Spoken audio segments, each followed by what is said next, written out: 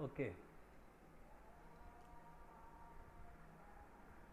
तो आज हम शुरू कर रहे हैं next lesson, that is chapter 4, प्रथम कृषक एवं पशुपालक, first farmers and cattle herders. तो अब तक हमने पढ़ा कि प्राचीन समय में, एंशियंट यानी हिस्टोरिक पीरियड जो है, उसमें आदमी जो है पत्थर का इस्तेमाल सीख गया था, आग का इस्तेमाल करना सीख गया था, बीजों को उगाना उसने अभी नहीं सीखा था। मतलब अभी वो जहाँ है देखता था कि अपने आप ज़मीन से कुछ उग गया है, तो उसको काट के उससे अपना खाने में इस्तेमाल करता था। तो हमने पढ़ा कि जो हमारा प्राचीन समय एंशियंट पीरियड था हिस्ट्री का, उसको हम 3 पीरियड में बांट लेते हैं स्टडी के लिए। तो पैलियोलिथिक, मेसोलिथिक और नियोलिथिक। ठीक है, पूरा पाषाण काल, मध्य पाषाण और नव पाषाण काल। और उसमें आपने देखा कि आगे चल के जो है उसका कब वैदिक कल्चर आया, उसका टाइमलाइन वगैरह आपने सब देखा पहले। ठीक है, कब जो है पूरा पाषाण काल था, कब मध्य पाषाण था और कब नव पाषाण नियोलिथिक एज था, उसका आपने पिछले लेसन में। अब हम देख रहे हैं कि जो हमारा मनुष्य है, ह्यूमंस हैं, वो अब जो है, पहले क्या था कि मुख्यतः वो जो कहीं उसे कुछ मिल जाता था खाने के लिए, उसे वो खा लेता था। फिर जब वो अकेला रहता था, गुफाओं में अकेले अलग अलग रहता था, ठीक है, फिर धीरे धीरे उसने देखा कि भाई मांस खाया जा सकता है, लेकिन उस शिकार करने के लिए, बड़े जानवर का शिकार करने के लिए मिल के रह एक से नहीं हो पाएगा शिकार। जैसे पहले क्या, छोटे जानवरों को खा लेता था अकेले, कोई जो है खरगोश है, कोई हिरन है, इस तरह का छोटा मोटा जानवर, चिड़िया हैं, बहुत सारी चिड़िया होती हैं, छोटे छोटे जानवर होते हैं। फिर उसने देखा कि बड़े जानवरों को मारने के लिए, शिकार करने के लिए हमें अकेले नहीं, तो उसने इस तरह से साथ में रहना सीखा। और वहाँ से एक बिल्कुल शुरुआती एक मानव समाज का शुरुआत हुआ कि सिर्फ वो चूँकि शिकार करने के लिए और रक्षा के लिए एक दूसरे के, तो वो ग्रुप में रहने लगा, नज़दीक रहने लगा कि ठीक है सब लोग एक साथ शिकार पर निकल जाएं, और फिर किसी चीज़ को मार के लाते थे तो उसको सब लोग मिलके खाते थे, जैसा आपने कुछ पिक्चर्स वगैरह में देखा, फ़ोटो वगैरह बना हुआ था। वहाँ से फिर धीरे धीरे वो साथ में रहने लग गया। तो और उसने फिर जो है देखा कि ज़मीन पर भी कहीं कहीं पेड़ पौधे हैं, कुछ इस फसलें हैं जो अपने आप उग जाती है, तो उनको भी उसने खाना सीखा। तो अब धीरे धीरे वो एक साथ लगातार बसना शुरू हो गया। ठीक है, तो अब यहाँ के बाद क्या विकास हुआ मानव समाज में, वो हम यहाँ समझेंगे इस चैप्टर में। तो प्रथम जब फर्स्ट फार्मर्स, यानी कि जो पहले लोग थे जिन्होंने कुछ खेती बाड़ी किया, और पशुपालक यानी कि उन्होंने जानवरों को पाला, जानवरों को अपने पास रखने लगा, क्योंकि जानवरों से उसे देखा उसने कई तरह का फ़ायदा होता था। जानवर को खाने का भी काम में आता था, या उसको बोझ ढोने के लिए भी काम भी कराता था, और उनसे इसे कुछ खाने लायक चीज़ें भी मिलती थी, जैसे दूध हो गया, या जानवरों के छाल हो गए, जानवरों की खाल जो है उसको ये अपना गर्म रखने के लिए उसका कपड़ा बना के ओढ़ता था। तो जानवरों को भी उसने साथ में रखना शुरू किया। ये सब हम समझेंगे। यहाँ देखिए, शबनम स्कूल में दोपहर का खाना खाने के लिए बैठी हुई थी। ठीक है, मिड डे मील जो होता है, दोपहर का खाना स्कूल में मिलता है। तो यहाँ एक आपको कॉन्टेक्स्ट दिखाया जा रहा है कि एक बच्ची है शबनम, स्कूल में मिड डे मील खाने के लिए बैठी हुई थी। फोटो में आप देख सकते हैं। आज उसे खाने में चावल, राजमा एवं आलू की सब्जी मिली। तो आज खाने में चावल मिला और साथ में राजमा और आलू की सब्जी मिली। कल ही उसने पुलाव और सोयाबीन की सब्जी खाई थी। वह सोच रही थी कि हमारे पास खाने के लिए इतने सारे अनाज, सब्जी, फल एवं दूध कहाँ से आते हैं। तो शबनम जो बच्ची है वो सोच रही है कि कल हमले को कुछ और मिला था, पुलाव मिला था, सोयाबीन की सब्ज़ी मिली थी, आज जो है हम लोग को राजमा है, आलू की सब्ज़ी मिल रही है। तो ये इतने सारी चीज़ें खाने पीने के लिए हमें कहाँ से मिलते हैं। ठीक है, आज हम विभिन्न प्रकार का भोजन करते हैं, अनाज से बने भोजन, सब्जी, दूध, दही, मक्खन, मांस, मछली आदि सब चीज़ें हम खाते हैं। यह हमें अधिकांशतः उगाई गई फसलों और पालतू पशुओं से मिलते हैं। तो ये जो चीज़ें हैं ज़्यादातर हमें क्या है कि जो हम फसलें उगाते हैं, किसान उगाते हैं फसलें, उनसे मिलता है, या हमें कुछ पालतू पशुओं से, डोमेस्टिक एनिमल्स से मिलते हैं। परंतु आरंभिक मानव कुछ भी नहीं उगाते थे और सब कुछ जंगलों से बटोर लाते थे। अर्ली मैन जो था तो वो कुछ उगाता नहीं था, बस वो जंगल से या कहीं ज़मीन पर कुछ उगा हुआ मिला, उसको वो उठा के बटोर के अपना ले आता था। इनमें जानवरों का शिकार और कंदमूल एवं फलों को इकट्ठा करने के तरीके शामिल थे। तो बेसिकली उसका क्या था एक्टिविटी कि या तो शिकार कर लिया छोटे मोटे जानवरों का या बड़े जानवरों का, साथ ही साथ कंदमूल यानी जो प्लांट्स के पार्ट्स होते हैं, ट्यूबर्स होते हैं, कुछ जैसे ज़मीन के अंदर उगते हैं, गाजर, आलू, ये सब इस तरह की चीज़ें, मूली, कंदमूल और फल जो पेड़ों पर फल उगते हैं, इनको वो इकट्ठा कर लेता था, तोड़ के ले आता था, या गिरा हुआ मिला, पेड़ों पर भी चढ़ना सीखा तो पेड़ों पर से तोड़ के ले आता था। जो शिकारी एवं खाद्य संग्राहक लोग लाखों सालों से जंगली फल व अनाज बटोरते थे। ठीक है, तो जो शिकारी, hunters and gatherers, food gatherers, hunters and gatherers कहते हैं कि जो शिकार करे या कहीं से बटोर के चुन के लोग खाने की चीज़ें ले आते थे। तो ऐसा लोग बहुत लंबे समय से करते आ रहे थे कि शिकार किया या कहीं मिल गया कुछ खाने को। ठीक है, क्योंकि देखिए शिकार करने के लिए भी कौशल, स्किल की ज़रूरत होती थी। हर कोई शिकार नहीं कर सकता था, शिकार करना इतना आसान नहीं होता था। ठीक है ना, तो हर कोई ऐसा नहीं कि शिकार ही करता था। तो कुछ लोग जो शिकार में माहिर थे वो शिकार करते थे, जो लोग शिकार नहीं कर पाते थे वो बस जाते थे और जहाँ जो मिल जाए उसको बटोर के ले आते थे। तो इसलिए उनको हम कहते हैं हंटर्स गैदरर्स। ठीक है,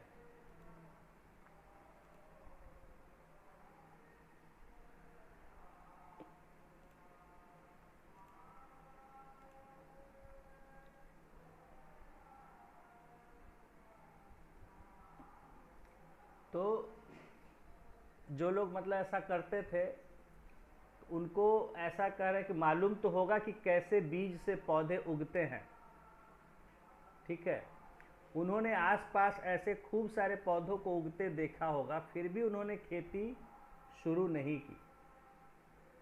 इसका क्या कारण रहा होगा, और जिन लोगों ने खेती शुरू की उनको क्या ज़रूरत पड़ी कि वे खेती करने लगे। तो इन बातों की पक्की जानकारी तो नहीं है भाई, कोई उस समय का तो है नहीं बताया कि ऐसा क्यों किया, कि जो लोग देखते होंगे आसपास फसल उगते हुए तो वो क्यों नहीं फसल उगाना चाहते थे, और जिनने उगाया उन्होंने क्या मजबूरी थी कि उन्होंने फसल उगाया। तो इन बातों की पक्की जानकारी तो नहीं, लेकिन उन दिनों के जो निशान और सबूत मिलते हैं उनसे हम कुछ अनुमान लगा सकते हैं। तो हम अनुमान लगा सकते हैं कुछ पुराने सबूतों को देख के। खेती की शुरुआत कैसे हुई है, बिगिनिंग ऑफ फार्मिंग।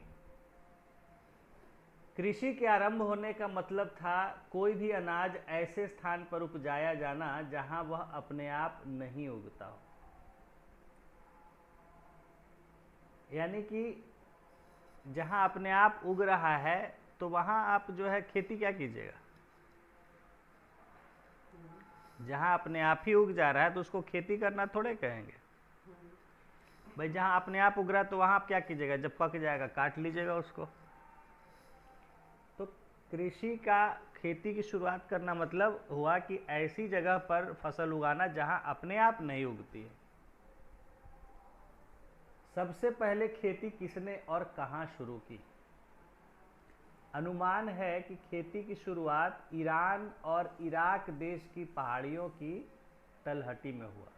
तो जो हमें एविडेंसेस मिले हैं पुराने, उनसे ये हमें समझ में आता है कि जो शुरुआत हुआ फार्मिंग का, वो इराक और ईरान में जो वहाँ हिल्स हैं, माउंटेन हिल्स हाँ के आसपास में। हाँ, उसके फुट हिल्स में, उसके नीचे फुट हिल्स में, तराई में जो है ये शुरू हुआ। मतलब पहाड़ के नीचे, हाँ एकदम सटा हुआ, हाँ। उसी के आसपास, पहाड़ के आसपास। तो आज से लगभग, कितना दूर को तराई कहेंगे? अब तराई का कोई, अब देखिए ऐसा बंधा हुआ रेंज नहीं है, लेकिन जहाँ से आपका थोड़ा एलिवेशन शुरू होता है वहाँ से लेके और एक मतलब समझ लीजिए कि 100-200 फीट की हाइट तक जो होता है उसको हम, हाँ, उसको तराई कहते हैं। तो यह है कि आज से लगभग 8,000 से 10,000 साल पहले वहाँ रहने वाले लोगों ने सबसे पहले खेती करना शुरू किया। तो जो हमारा अभी तक का नोन जो है हिस्ट्री, जो एविडेंसेस मिले हैं, सबूत मिले हैं, उससे हम ये जानते हैं कि सबसे पुराने कि खेती के कहाँ हैं सबूत, तो इसी एरिया में, यानी इराक और ईरान के फुटहिल्स में 8,000 से 10,000 साल पहले, यानी माना जाता है खेती की शुरुआत कब हुई, तो 8,000 से 10,000 BC। आज से 8,000 से 10,000 साल पहले वहाँ रहने वाले लोगों ने सबसे पहले खेती करना शुरू किया। आज से कह रहा है 8,000 पहले, 8 से 10,000, यानी अगर उसको हम एरा में डिफाइन करेंगे तो आज तो ऑलरेडी हम 2,000 साल आगे हैं। तो 8,000 पहले यानी 6,000 BC हो गया, 6 से 8,000 BC, समझ गए ना? तो वहाँ तब जो है एग्रीकल्चर शुरू हुआ। बाद में जगह जगह लोगों के समूहों द्वारा खेती करनी शुरू हुई। धीरे धीरे फिर जैसे एक जगह कहीं कुछ लोगों ने ऐसा शुरू किया, उसका फिर देखा देखी दूसरे लोगों को जानकारी हुई तो वो भी करना, इस तरह से शुरू किए लोग। अपने देश में खेती की शुरुआत आज से 5-6 हजार साल पहले पश्चिमोत्तर भारत में हुई। पश्चिमोत्तर मतलब वेस्ट साइड, आप नॉर्थ वेस्ट। अपने देश में, अगर भारत देश में हम मतलब राजस्थान, हाँ स्टडी करते हैं तो हमें पता चलता है कि हमारे यहाँ जो सबसे पुराने खेती करने के एविडेंस है वो north west India. North west India मतलब यहाँ आपका गुजरात से उधर, गुजरात से ऊपर का एरिया, ठीक है, उधर हुआ। समूह यानी कि एक तरह से समझिए कि हड़प्पा वाला एरिया है। समूह की महिलाएं पेड़ पौधों के बारे में बहुत जानकारी रखती थीं, क्योंकि आमतौर पर जंगली फल, दाने, जड़ें आदि इकट्ठा करने का काम वे ही किया करती थी। क्योंकि एक जो जनरल हमें समझ में आता है पता पढ़ने से कि महिलाओं को जो है काम मिलता था कि आसपास के जंगलों से जो छोटी मोटी चीज़ें मिलती थी, छोटे मतलब फल वल हो गए, दाने बहुत सारे होते हैं, फल के दाने जैसे होते हैं, फल छोटे छोटे होते हैं, और जड़ें होती हैं कुछ ऐसे जो ज़मीन में उगते हैं जहाँ तहाँ छोटे छोटे पौधे, इन सब के उनकी जड़ें कई काम आती हैं। तो इन सब को इकट्ठा करने का काम महिलाओं का होता था। तो वे पेड़ पौधों को करीब से देखते देखते उनके बारे में काफ़ी कुछ समझने लगी थी। आवश्यकता पड़ने पर उन्होंने इस जानकारी का उपयोग खुद पौधा उगाने में किया। तो ऐसा माना जाता है कि महिलाओं को, क्योंकि वो पेड़ पौधों के आसपास ज़्यादा समय बिताती थी, तो उन्होंने समझा होगा कि कैसे पेड़ पौधों को उगा सकते हैं, और उन्होंने ही पेड़ पौधे उगाने का शुरुआत किया होगा। ऐसा माना जाता है कि मध्य एशिया के क्षेत्र में रहने वाले शिकारियों के एक समूह ने दूसरे समूह को खदेड़ दिया हो। तो हाँ, बाहर कर दिया, क्योंकि अब बोले ना कि शिकार करने के लिए जो ग्रुप्स जगह जगह रहते थे उनमें भी आपस में कई बार टकराव होता था। क्योंकि होता था कि ये अब एक डेफिनिट एरिया में रहते थे, अब शिकार करते करते वहाँ जानवरों की संख्या कम हो जाती थी, तो ये सोचते थे कि अपने आसपास का जो एरिया है वहाँ शिकार करने जाएं, और वहाँ कोई और ग्रुप होता था, तो इस तरह शिकार को लेके इनमें कॉन्फ्लिक्ट होता था। तो यही यहाँ माना जा रहा है कि सेंट्रल एशिया में रहने वाले जो है, हो सकता है कि एक हंटर्स के ग्रुप ने दूसरे ग्रुप को खदेड़ के वहाँ से निकाल दिया। अब नई जगह पर जहाँ वह गए, उन लोगों को वे सारे जंगली फसल नहीं मिल पा रही थी जिसके खाने के वे अभ्यस्त थे। अब वो जहाँ रहते थे वहाँ जो उनको जंगल से चीज़ें मिलती थी खाने के लिए, वो उनको अब नई जगह जब निकाल दिया, नए जगह चले गए, वहाँ वो सब चीज़ें मिल नहीं रही थी। समझ लीजिए कि आज के आपको यहाँ से भेज दिया गया केरला में, और केरला में आप यहाँ का रोटी सब्जी सब खोज रहे हैं, यहाँ का खाना खोज रहे हैं, कहाँ से मिलेगा? नहीं मिलेगा। वही हाल हुआ इनके साथ, इनको खदेड़ के बाहर कर दिया। वहाँ जो है अपने यहाँ की जो चीज़ें पहले खाने का आदत था, इनको खोज रहे थे, वो मिला नहीं। तो उन्होंने नए क्षेत्र में अपने साथ लाए कुछ बीजों को ज़मीन में डाल दिया। तो वो अपने साथ कुछ रखे हुए थे इमरजेंसी कोटा में खाने पीने की चीज़ें, उनको ये ज़मीन में डाल दिए, छिड़क दिए। ऐसा मानते कि कहीं कोई बीज गिरा, ठीक है, तो उससे धीरे धीरे पौधा अंकुरने लगा। किसी की नज़र पड़ी कि अरे ये पौधा अंकुर रहा है, तो उसको आया कि भाई ये कैसे बीज छिड़कने से शायद आ रहा है। तो इस तरह से आदमी को खेती की समझ आई कि बीजों को छिड़क दो तो वहाँ पर पौधे अंकुर जाते हैं। तो धीरे धीरे इसको फिर उन्होंने खेती करना शुरू कर दिया। तो उन्होंने कुछ बीजों को ज़मीन में डाल दिया, उसे नियमित पानी से सिंचित करने लगे, पानी उस पर दे देते थे। कुछ महीनों में उन पौधों में फल लग गए, जिसे पुष्ट होने पर उन लोगों ने उसे काटकर उससे सारे अनाज निकाल लिया। तो पौधे फिर धीरे धीरे मैच्योर हो गए, ग्रो कर गए, और उससे जो है जब पक गया तो उससे उन्होंने अनाज निकाल लिया। ऐसे ही खेती की शुरुआत हुई। तो ऐसा मानते हैं कि इस तरह खेती की शुरुआत हुई होगी।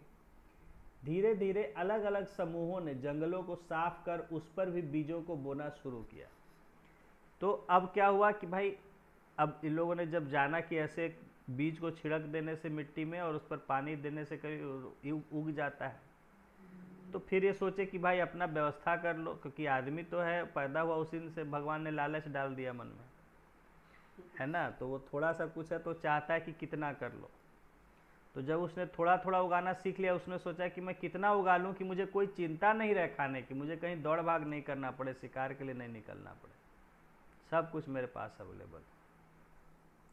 तो अब सोचा कि उसके लिए ज़्यादा ज़मीन चाहिए। भाई अब जितना ज़मीन है उस पर छिड़कते हैं, थोड़ा ही सा छिड़क सको, क्योंकि उस समय बहुत प्लेन जो है खाली ज़मीन मिलता नहीं था, जंगली ज़मीन होते थे। तो उसने क्या किया, जंगलों को साफ़ करना शुरू किया, काट के जंगलों को साफ़ कर दिया, और वहाँ जो है अपना लगातार अपना हर सीजन में बीज छिड़क छिड़क के अपना खेती करना शुरू कर दिया। जो इस तरह से जंगलों को साफ करके उस पर बीज बोना शुरू किया। इस तरह आरंभिक मानव के पास अनाज का एक भंडार हो गया, जिसे वे संकट के समय इस्तेमाल करते थे। तो धीरे धीरे उसने अपना एक स्टोर बना लिया, ग्रेन्स का, अनाज का एक भंडार जमा कर लिया उगा के, कि हमको किसी भी टाइम इमरजेंसी हो, कोई दिक्कत हो, हमारे पास खाने के लिए सफिशिएंट हो, सोचना नहीं पड़े, चिंता ना हो खाने का। तो वो जमा करके अनाज को उसका भंडार स्टोर करने लग गया।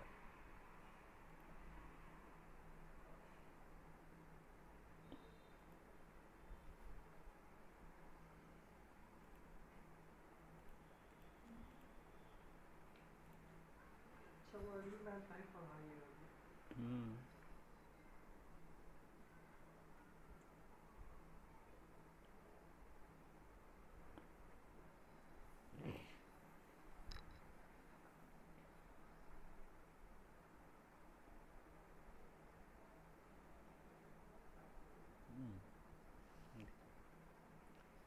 इसी के साथ उसकी जीवन शैली में बदलाव आया, और शिकार करने वाले और फल अनाज इकट्ठा करने वाले लोग अपना निवास क्षेत्र बदलते रहते थे।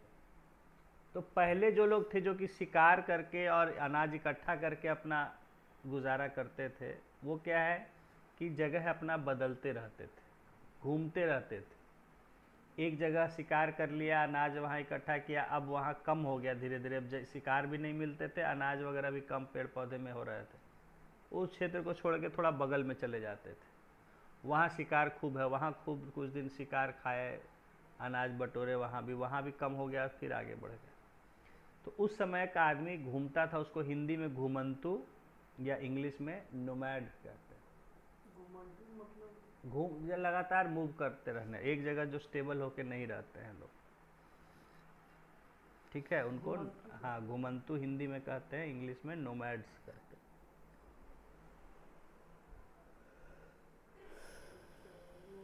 शुभम करके शिवम का शुभम करके यूट्यूबर है, घूमते रहता है ट्रैवलिंग करता रहता है। वो स्टूडेंट था, छोड़ दिया पढ़ाई घूमना स्टार्ट कर दिया। अब पैदल चला गया, मतलब कि बाई रोड चला गया साउथ अफ्रीका तक इंडिया से। धुआं में दूर होगा और सब होता है।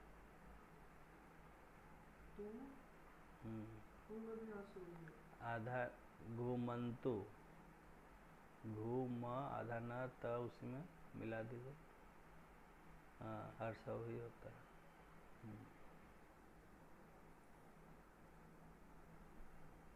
नोमैड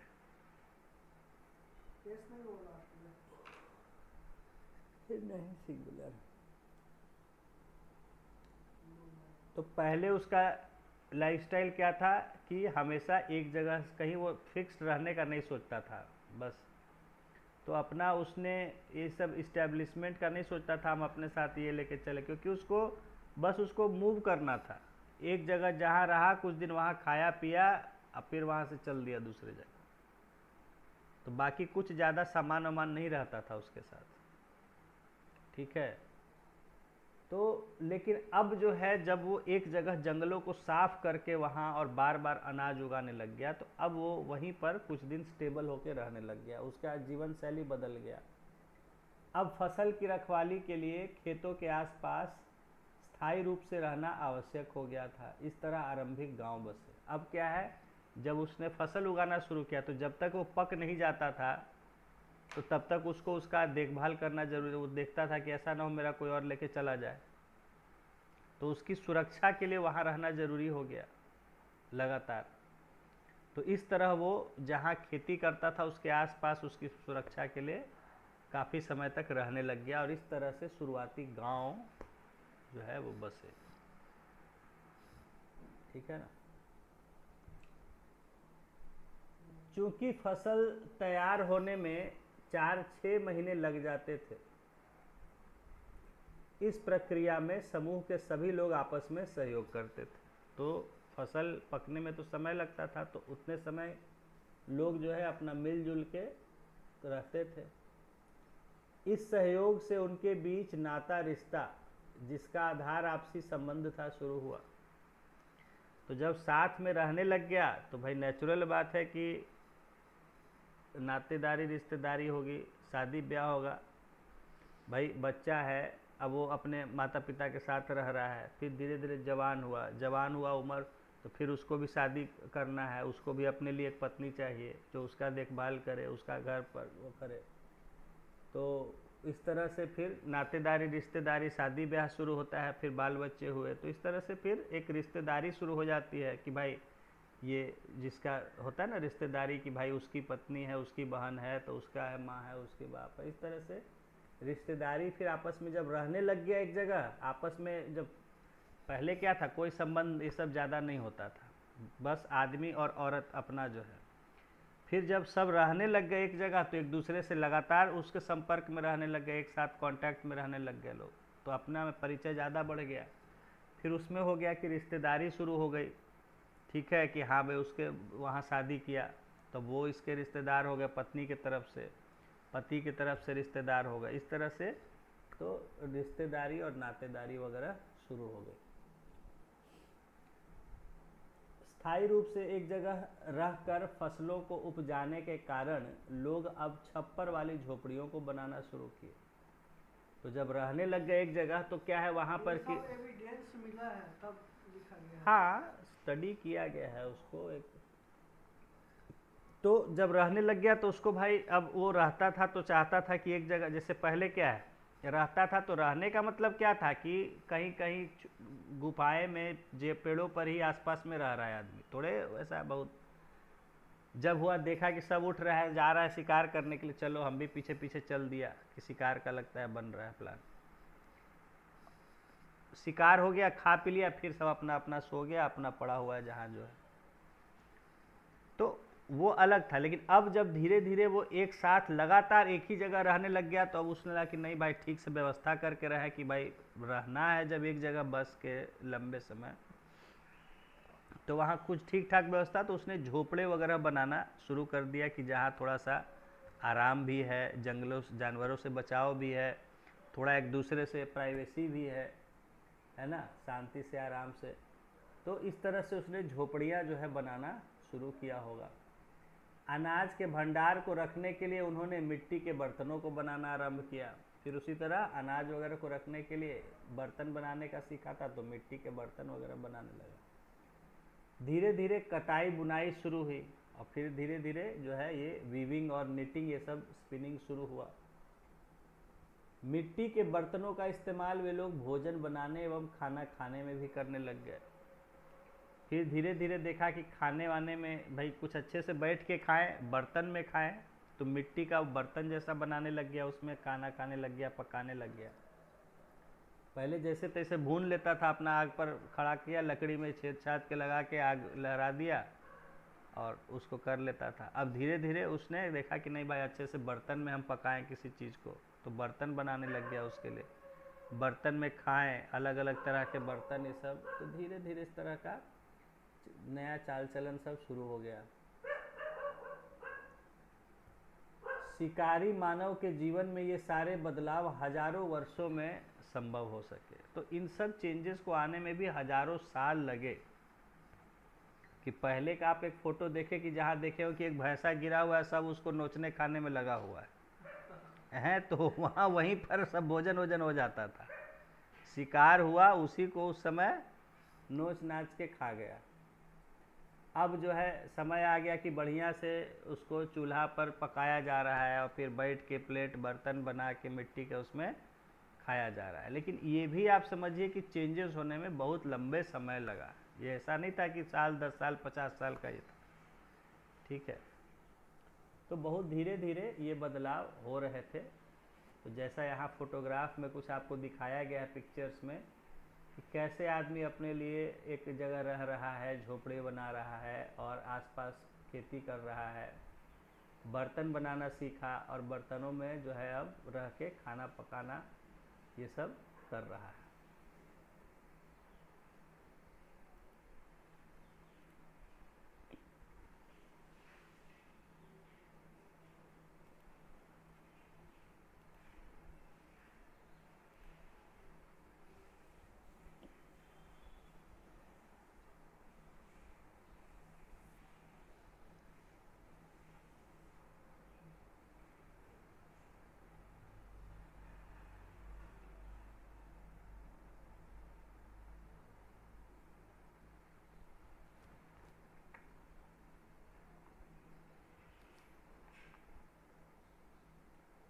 अब देखिए कि अब जो है अगला जो इसमें कदम आया कि आदमी ने अब तक खेती करना भी सीख लिया था आदमी, अब झोपड़े बना के बसावट में रहने लग गया, गांव बस रहे थे धीरे धीरे, बर्तन बना के उसमें वो बढ़िया से अब खाना पका के खाता था। अब अगला कदम आया कि मानव ने जानवर पालना शुरू किया। अब जानवरों को पहले तो शिकार करके खाता था, लेकिन उसने देखा कि जानवरों से भाई कई और भी फायदे हैं, उनको खाली शिकार कर देना सबको उतना वो नहीं है, सबको ज़रूरी। तो जिस समय खेती की शुरुआत हुई लगभग उसी समय पशुपालन भी शुरू हुआ, उसी समय लगभग जानवरों को पालने का भी सिलसिला शुरू हुआ।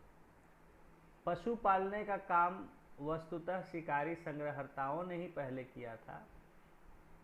तो जो पहले के हंटर्स गैदरर्स थे, जो जंगलों से जाके सामान चुन के ले आते थे या शिकार करके ले आते थे, माना जाता है कि उन्हीं लोगों ने शुरू किया होगा कि जानवरों को भी पकड़ के ले आया, उसको भी रखने लग गया अपने साथ। शुरू में जब वे लोग जानवरों का शिकार करते होंगे तो उन्हें पशुओं के बच्चे भी हाथ लग जाते थे, उसे वे पकड़ कर अपने रहने के ठिकाने पर लाते होंगे ताकि बड़े होने पर उससे ज़्यादा मांस प्राप्त हो सके। इस तरह आरंभिक मानव भेड़ों बकरियों के नन्हे मेमनों को एवं नन्हे बछड़ों एवं बाछियों को अपने पास बांध कर रखने लगे। तो पहले जो है जब जाता था शिकार करने तो उसके साथ और भी उसके छोटे मोटे सब मिल जाते थे, तो उनको बांध के ले आता था, रखता था अपने पास कि बड़ा होगा तो इसको खाएंगे। धीरे धीरे उन जानवरों की उपयोगिता समझ आई होगी। फिर धीरे जब जानवर साथ में बांध के रहने लग गया तो उसका देखा कि अरे ये कुछ और भी काम के लायक है। उन्हें यह लगा होगा कि जानवरों को मार कर खा जाने की बजाय यदि जिंदा पाला जाए तो और भी बहुत से नए फायदे मिल सकते हैं। तो आरंभिक मानव ने पशुओं को पालतू बनाते समय कुछ बातों का ध्यान अवश्य रखा होगा। तो उसने जब जानवरों को अपने साथ ये सब रखने का सोचा तो उसने ये बातें जरूर सोची होगी कि क्या ऐसे पशु को पालतू बनाया जाए जिनके लिए आसानी से भोजन उपलब्ध कराया जा सके। कि पहले तो जानवर जिसको हम घर में रख रहे हैं तो ऐसे जानवर को रखें जिसको हम खाना, जो उसका खाना है वो इजीली प्रोवाइड कर सके, आसानी से दे सके, वह हिंसक न हो, वो जो है स्वभाव से वाइल्ड ना हो कि पता चले हमारे ही बच्चों को मार के खा गया कहीं मौका देख, तथा नुकसान न पहुंचाए उन्हें अपने साथ इधर उधर भी ले जाया जा सके। तो जो उनको नुकसान नहीं पहुंचाए, ज़्यादा जंगली ना हो, वाइल्ड ना हो नेचर में, और उनको ज़रूरत पड़ने पर इधर उधर भी आसानी से ले जाया जा सके। साथ ही शिकार खोजने एवं भोजन ढूंढने में उनसे मदद मिले। और उसने कुछ देखा कि अगर शिकार खोजने में भी कुछ जानवर मदद करते हैं जैसे कुत्ते हैं, और भोजन ढूंढने में मदद मिले, यही सब सोचकर उसने सबसे पहले कुत्ता, फिर सुअर, भेड़, बकरी और अन्य जानवरों को पालना शुरू किया। तो सबसे पहला जो एविडेंस मिलता है जानवर को, जो आदमी के साथ जिसको आदमी ने पालना शुरू किया, वो कुत्ते का मिलता है। Dog was the first domesticated animal. तो कुत्ता को इसलिए रखा कि कुत्ता जो है शिकार ढूंढने और शिकार करने में मदद करता था, और जानवरों को भी ये करने में, भगाने करने में या अलर्ट रहता था। ठीक है, तो कुत्ता है, फिर सुअर है, भेड़ है, बकरी है, और दूसरे जानवर को भी पालना शुरू किया। सुअर का क्या काम था? सुअर कैसे हेल्प करता था? सुअर को खाने के लिए, के हाँ, लिए। खाने के लिए हेल्प वो करता था।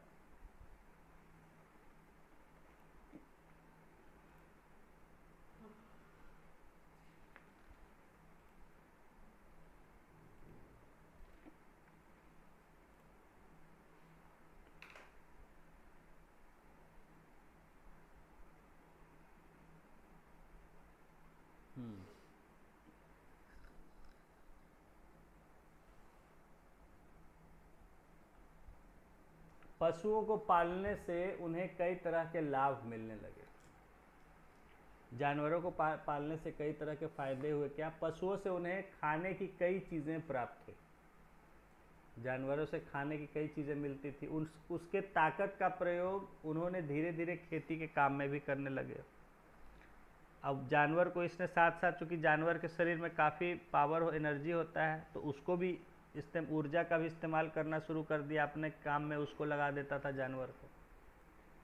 तो इससे उन्हें एक जगह से दूसरी जगह जाने में, वस्तुओं को लाने ले जाने में काफ़ी सहायता मिली। तो क्या करता था, अब जो खुद वो खींच के लाता था, वो क्या किया, जानवर की पीठ पे लाद दिया कि चलो लेके।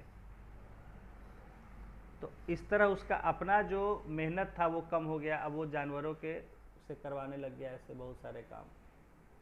तो एक से दूसरी जगह जाने में क्या है कि बैठ गया जानवर की पीठ पे कि ले चलो हमको भाई, या चीज़ों को लाने ले जाने में वो लोड कर दिया चीज़ को जानवर के ऊपर कि चलो लेके पहुँचो। पशुओं से उसे जीवंत मांस मिला, और साथ में एकदम बिल्कुल फ्रेश मीट मिला उसे जानवरों से, जब मार के उसको खाता था।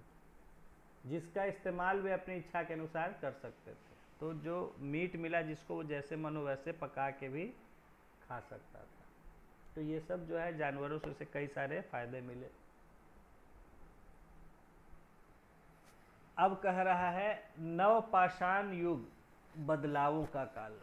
अब जो है हमारा नया समय, क्योंकि देखिए होता क्या है, बदलाव जो है वो समय के साथ साथ उनकी गति तेज हो जाती है, स्पीड बढ़ जाता है। पहले बहुत धीमे होते हैं, लेकिन जैसे जैसे समय बढ़ता जाता है धीरे धीरे उनकी स्पीड, रफ्तार बढ़ती चली जाती है। तो पता चला पहले जो बदलाव 1000 साल में होते थे, कुछ समय के बाद वो सब हो सकता है बदलाव 500 साल में ही हो जाए, उसके बाद 300 साल में ही हो जाए, आगे पता चले 100 ही साल में बदलाव हो जाए। जो पहले 1000 साल लगता था आज 100 साल में हो जा रहा है बदलाव। तो बदलाव हो गया। उसके बाद पता चला कि 100 साल क्या, वो 50 साल में ही हो रहा है, 25 साल में ही हो रहा है। तो बदलाव जो होते हैं वो जैसे जैसे समय बीतता है उनका स्पीड बढ़ते चला जाता है। तो सबसे कम बदलाव आए पुराने यानी कि पैलियोलिथिक एज में, उसके बाद उससे ज़्यादा तेज़ी से बदलाव आए मेसोलिथिक में, और फिर नियोलिथिक में तो बहुत ज़्यादा बदलाव आने लग गया। इसलिए कहा है कि नवपाषाण युग जो है वो बदलावों का काल है, बहुत सारे बदलाव हुए उसमें। अब हम नियोलिथिक एज के चेंजेस के बारे में पढ़ेंगे, क्या नियोलिथिक में चेंजेस है। नवपाषाण युग मानव जीवन के विकास का वह समय है जिसमें मानव पहली बार शिकारी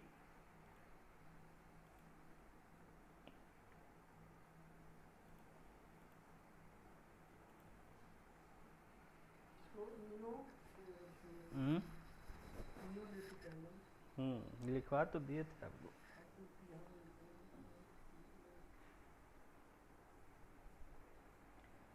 तो नवपाषाण काल में मनुष्य जो है वो संग्रहकर्ता से पशुपालक एवं खाद्य उत्पादक बन गया। यानी कि पहले जो हंटर गैदरर था उससे अब वो जो है पास्चुरलिस्ट कहते हैं, पशुपालक को पास्चुरलिस्ट और खाद्य उत्पादक फूड प्रोड्यूसर। ठीक है, पास्चर कहते हैं हरी जमीन, जहाँ घास की जमीन जहाँ चरते हैं जानवर, पास्चर। तो पास्चर से जो है, अब पास्चर जो लोग जानवरों को चराते हैं और उनको पालते हैं उनको हम कहते हैं पास्चुरलिस्ट, चरवाहा कहते हैं। हाँ, पास्चुरलिस्ट, PASTORALIST। ठीक है, तो इस तरह से जब घास का मैदान है, हाँ चराते हैं, जहाँ चराए, जहाँ घास होगी वही ना चराएगा जानवर को। तो पहले जो है, जो कि आदमी एक क्या था, हंटर गैदरर था। तो गैदरर से अब क्या बन गया, वो फूड प्रोड्यूसर और पास्चुरलिस्ट। यानी अब वो खुद उगाने लग गया अनाज को और जानवरों को भी पालने लग गया, साथ में रह के चराने लग गया।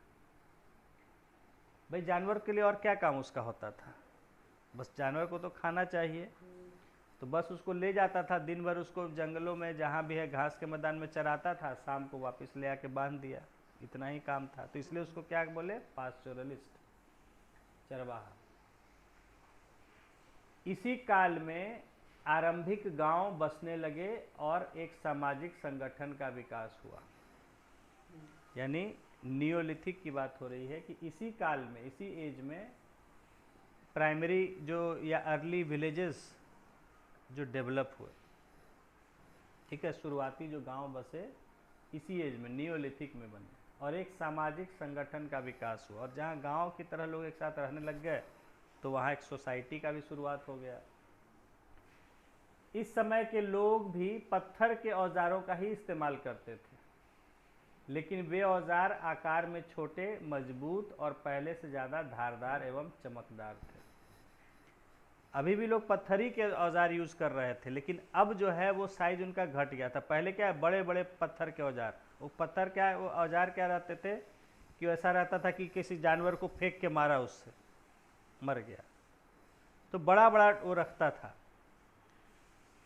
तो वो कोई खास इस्तेमाल के नहीं है, ऐसा होता था कि क्रूड यूज़ के लिए, कि जैसे तैसे बड़ा सा बना दिया, उससे पीट पीट के उसको किसी जानवर को वो कर रहे हैं, उसके लाश को तोड़ रहे हैं, काट रहे हैं। अब जो नए समय के औजार हैं, नियोलिथिक के जो औजार हो गए, वो क्या साइज में छोटे हो गए, क्योंकि ज़्यादा बड़ा कैरी करना ही मुश्किल होता था, तो उसको छोटे छोटे उसने बनाने लग गए। और उसमें जो है लेकिन मजबूत ज़्यादा होता था, पहले से वो देख के बढ़िया मजबूत पत्थरों का ही बनाता था औजार, और उसमें धार और चमक पहले से ज़्यादा होने लग गई। अब जो है वो उनको धार दे देता था, ज़्यादा चमका देता था। पुरातत्वविदों को भारत के पश्चिमोत्तर क्षेत्रों से नवपाषाण कालीन कृषक और पशुपालकों के साक्ष्य मिले हैं। ये लाइन अंडरलाइन कर लीजिए। तो आर्कियोलॉजिस्ट को जो है, हाँ, नॉर्थ वेस्टर्न इंडिया से ये सबूत मिले हैं कि उस समय जो है नियोलिथिक एज में, नवपाषाण काल में, उस समय लोग खेती भी करते थे और जानवरों को भी पालते थे। तो नियोलिथिक एग्रीकल्चरिस्ट्स और पास्चुरलिस्ट्स थे वहाँ के लोग, ऐसा पता चला है आर्कियोलॉजिस्ट को।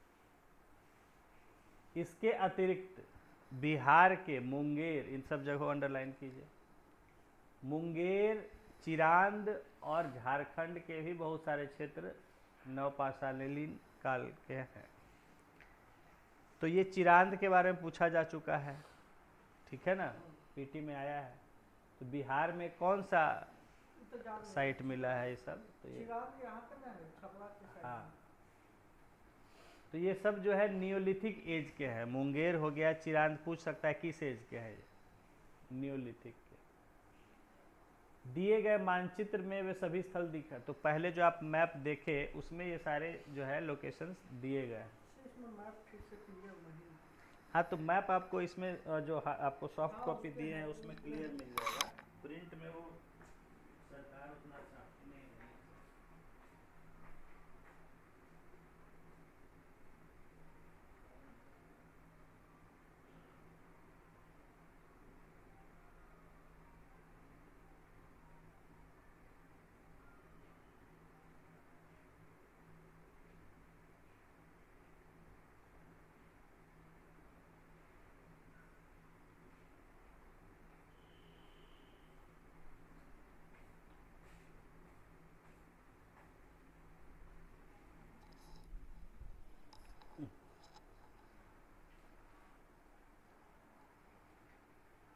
नीचे की तालिका से आप यह जान सकते हैं कि कहाँ कहाँ अनाज और पालतू जानवरों की हड्डियाँ मिली हैं जो नवपाषाण युगीन।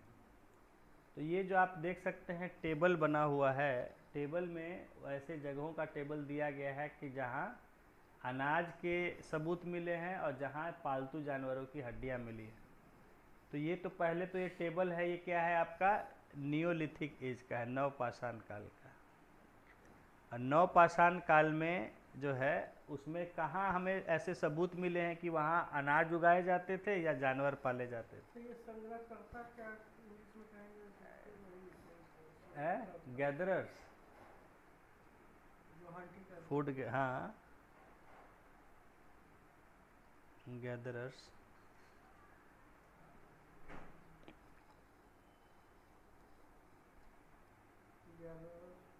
For hunting. नहीं, गैदरर कुछ भी जो जमा करते थे, फल फूल भी वो गैदर करते थे। कोई भी चीज़ जो जमा करता है कहीं मिला हुआ, उसको गैदरर कहते हैं।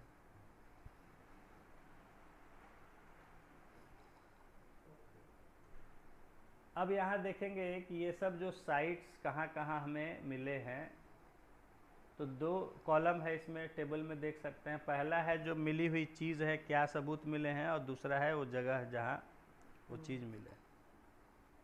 तो पहला है जैसे गेहूँ, जौ, अनाज हो गए, भेड़, बकरी, जानवर के सबूत कहाँ, मेहरगढ़, जो कि अब पाकिस्तान में चला गया। तो आपसे इस तरह से पूछ सकता है, हाँ, कि मेहरगढ़ में क्या मेहरगढ़ में जानवरों के, हाँ, भेड़ पालते थे उस समय लोग, इस तरह से सवाल। ये सब नियोलिथिक है साइट्स। आप उसको लिख दीजिए कि अगर नियोलिथिक लिख दिया, साइट। मेहरगढ़ हाँ लिखा हाँ, वो है सब यहाँ। डिस्क्रिप्शन में क्या करके देगा जो मेजर प्लेसेस हैं उनके। मेहरगढ़ हाँ, कोई तो स्पेशल मेहरगढ़ जो कि अब पाकिस्तान में चला गया, राजस्थान के आगे उसका है, लेकिन वो पाकिस्तान में चला गया। तो वहाँ देखिए गेहूं के सबूत मिले हैं, जौ मिला है, भेड़ और बकरी के सबूत मिले। यानी उस समय का जो मेहरगढ़ के एरिया में लोग जानवर भेड़ और बकरी पालते थे। अगला है क्या मिला है, चावल मिला है और जानवर की हड्डियां मिली है। कहाँ से, कोल्डिहवा। कोल्डिहवा जो उत्तर प्रदेश में है, ठीक है, कोल्डिहवा। यहाँ तो चावल के एविडेंस मिले हैं और जानवरों की हड्डियां मिली हैं। फिर मेहरगढ़ जो पाकिस्तान है, वहाँ चावल भी मिला है, जानवर के खुर के निशान भी मिले हैं। सर अभी भी धरती में न जाने कितना ये सब जल होगा, लेकिन हाँ, आर्कियोलॉजी अगर खोजना चाहे तब ना। उसके बाद है अगला जो है गेहूं, दलहन यानी दाल, कुत्ता, भेड़ और बकरी। ये मिला है बुर्ज होम, कश्मीर में एक साइट है बुर्ज होम, ये भी काफ़ी पॉपुलर है कश्मीर का। तो बुर्ज होम जगह पर जो है वहाँ आपके गेहूं का मिला साइट, दलहन दाल, कुत्ता, जानवरों में कुत्ता, भेड़ और बकरी के। उसके बाद है अगला चिरांद, बिहार का। चिरांद में जो है गेहूं के एविडेंस मिले हैं, चना के मिले हैं और जौ के मिले। गेहूं, चना और जौ। उसके बाद अगला जगह है पय्यमपल्ली, आंध्र प्रदेश। वहाँ से आपके काला चना के मिले हैं, ज्वार बाजरा के मिले हैं अनाज में, और जानवर में मिले हैं भेड़ और सुअर। तो ये कुछ इम्पोर्टेंट नियोलिथिक नवपाषाण काल के जो है ये जगह हैं, साइट्स हैं, जहाँ कुछ अनाज और जानवरों के एविडेंस मिले। अब देखिए डिटेल में देखेंगे। पहला जो है साइट है, साइट्स इनको कहते हैं, आर्कियोलॉजिकल साइट्स, ठीक है। मेहरगढ़, सूक्ष्म निरीक्षण। अच्छा, हाँ, वो माइक्रोस्कोपिक उसका इंस्पेक्शन। ध्यान से जब देखा गया वहाँ खोजा तो पता चला कि ये चीज़ वहाँ पे मिल रहा है खुदाई में। मेहरगढ़ सूक्ष्म निरीक्षण अब कर रहा है कि मैंने अब एक एक का डिटेल में देखेगा। एग्जाम में इंग्लिश हाँ। में भी माइक्रोस्कोपिक इंस्पेक्शन लिखेगा क्या? हाँ। इस तरह से लिखेगा कि कोई दूसरा वर्ड यूज करेगा? दूसरा भी लिख सकता है, लेकिन माइक्रो इंस्पेक्शन ही कहेंगे। अब हम इन साइट्स को डिटेल में देख रहे हैं, वही लिखा है सूक्ष्म निरीक्षण। मेहरगढ़ वर्तमान पाकिस्तान में स्थित मेहरगढ़ संभवतः वह स्थान है जहां से सबसे पहले गेहूं, जौ उगाने और पशु पालने के साक्ष्य मिले। तो जो हमारे देश की अगर बात करें, इस क्षेत्र की बात करें, तो यहाँ सबसे पुराना गेहूं और जौ उगाने का कहाँ मिलता है एविडेंस? मेहरगढ़। ये सब याद रखने वाले फैक्ट्स पूछा जाएगा। मेहरगढ़ जो कि पाकिस्तान में है, गेहूं और जौ उगाने का और पशु पालने का सबसे पुराना जो है वहीं से मिला है। सबसे पुराना? हाँ,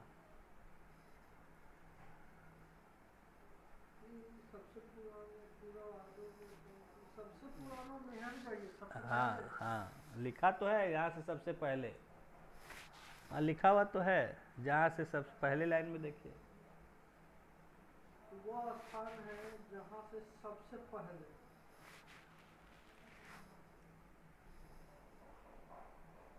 पशु मतलब हो गया ये भेड़ और बकरी, यही दो बनाया।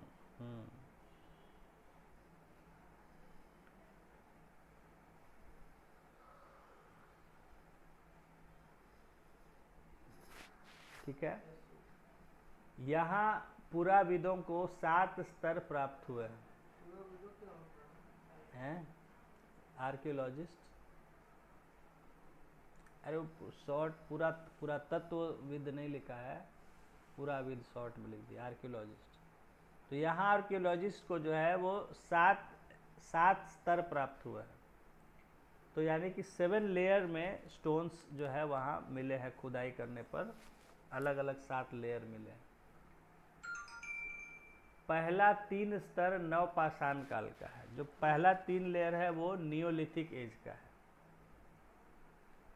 यहाँ प्रत्येक स्तर से कृषि उत्पादन और पशुओं में भेड़ बकरी के पालने के साक्ष्य मिले हैं।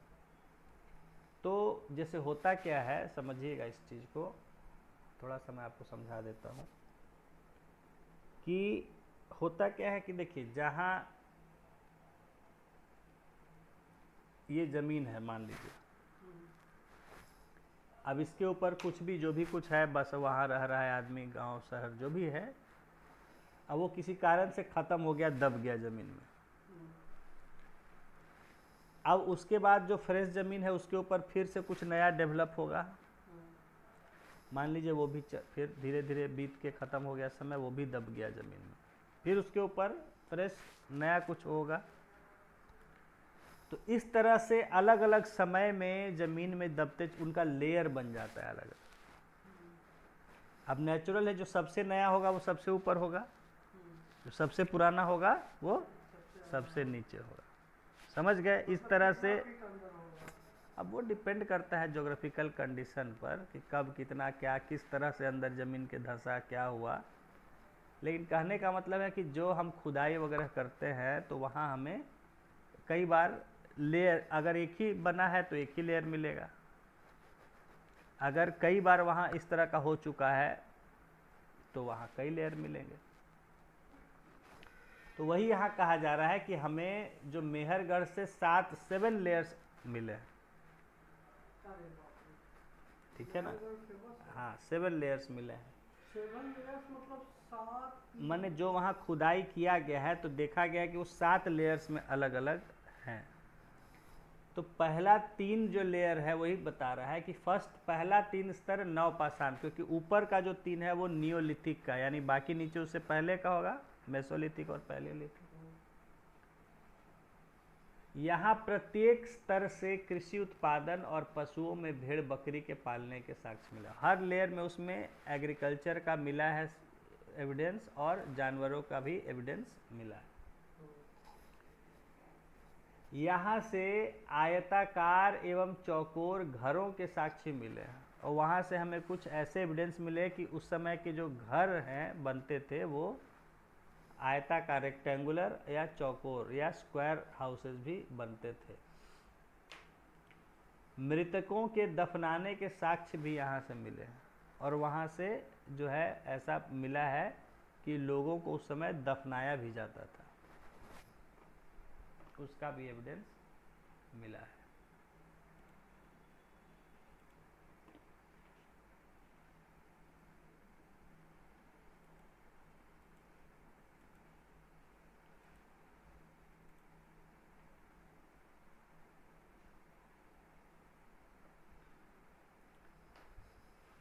स्तर देखिए, अब उस स्तर को यहाँ एक्सप्लेन किया जो मैंने आपको पहले किया कि खुदाई में किसी पूरा स्थल से कई स्तरों के मिलने का तात्पर्य है कि वहाँ एक एक कर कई संस्कृतियाँ उदित हुईं और उसके समाप्त होने पर दूसरी संस्कृति का उदय हुआ। कई लेयर्स का मिलना बता रहा है कि मैंने इससे समझ में आता है कि वहाँ कई सिविलाइजेशंस डेवलप हुए, एक एक करके डेवलप हुए, ख़त्म हुए, फिर नया डेवलप हुआ, ख़त्म हुआ, और वो नीचे दबता चला गया। ठीक है भाई, लोग मरेंगे तो कहाँ, वो ज़मीन में ही ना उसको गाड़ेगा या दबेगा। तो जैसे जैसे एक सिविलाइजेशन डेवलप हुई फिर धीरे धीरे ख़त्म हुई तो उसकी चीज़ें जो है वो ज़मीन में दब गई, फिर दूसरा डेवलप हुआ सिविलाइजेशन, फिर वो धीरे धीरे वहाँ दब के ख़त्म हो गया, फिर तीसरा आया। तो इस तरह हमें पता चलता है कि वहाँ कई बार सिविलाइजेशन वहाँ डेवलप हो चुका है। जैसे कि हमें 7 लेयर मिले, यानी कि टोटल 7 बार वहाँ जो है सिविलाइजेशन हुआ, बसा उजड़ा, बसा उजड़ा।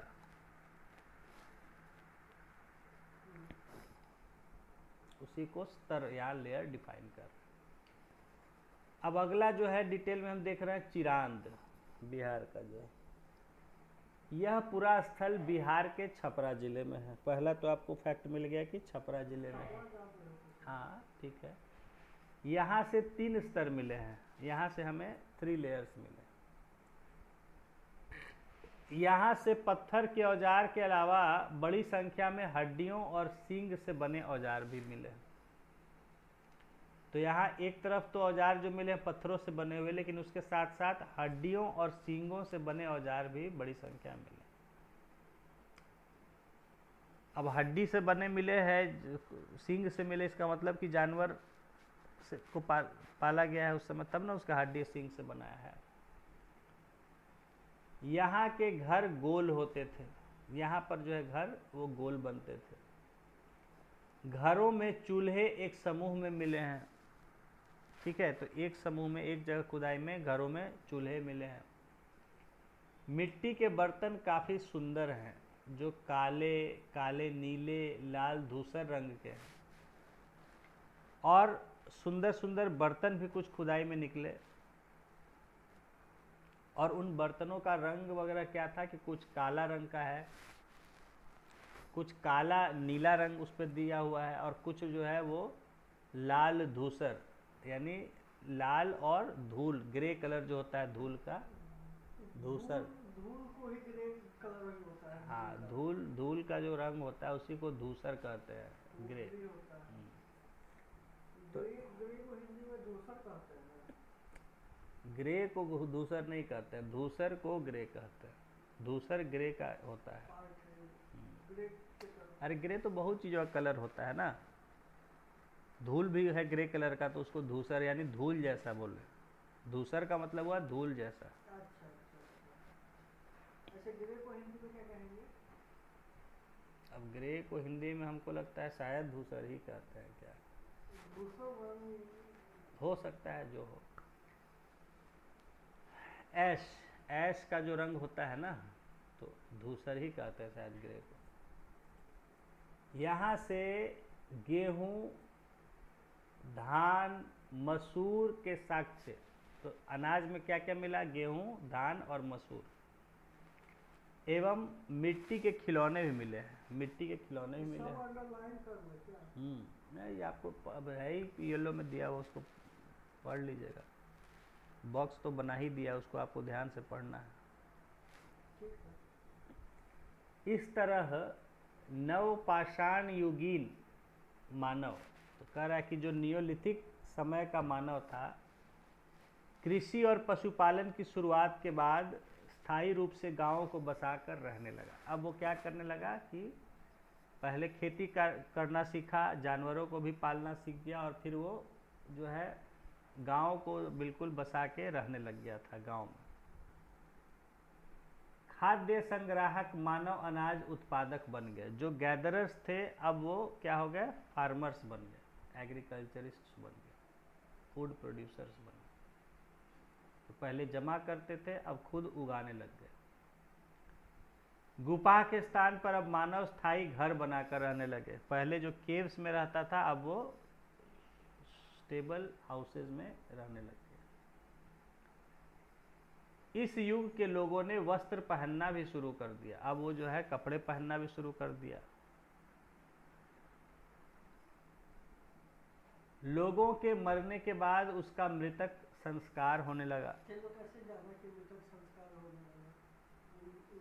एविडेंस मिला होगा वैसा कोई शरीर। उन लोग को कैसे दिमाग में आया जो समय लोग रहता था? अब वो कैसे आया ये तो नहीं हम कल्पना ही कर सकते हैं। हाँ, बात हम कर सकते हैं। कुल मिलाकर इस युग में लोगों का जीवन स्थायी और सभ्य बना। तो हम ये देख सकते हैं कि लोगों के जीवन में थोड़ा स्टेबिलिटी आ गई थी। पहले अनस्टेबल होता था, कभी यहाँ है कभी वहाँ है, वहाँ घूम रहा है, कहीं शिकार कर दिया, उसको कोई मार डाला जानवर, पता नहीं है किसी को। लेकिन अब जो है वो एक जगह स्टेबल होकर रहने लग गया, तो उसका जीवन स्टेबल हो गया और सभ्य बन गया। धीरे धीरे वो कुछ नियम कानून में रहने लग गया। ये नहीं कि जिसको जो मन आ रहा है कर रहा है। भाई अकेला पहले रहता था, जिसको जो मन आता था करता था अपना जो। लेकिन अब जब सब साथ में रहने लग गए भाई, क्योंकि हम ही अकेले नहीं हैं, सब लोग हैं, सबके हिसाब से भाई होना चाहिए, तो इसलिए वहाँ फिर कुछ एक सभ्यता आ गई, एक अच्छे से रहने सहने और ज़िंदगी जीने का तरीका शुरू हो गया। तो ये शायद लेसन ख़त्म हो गया ये भी हमारा।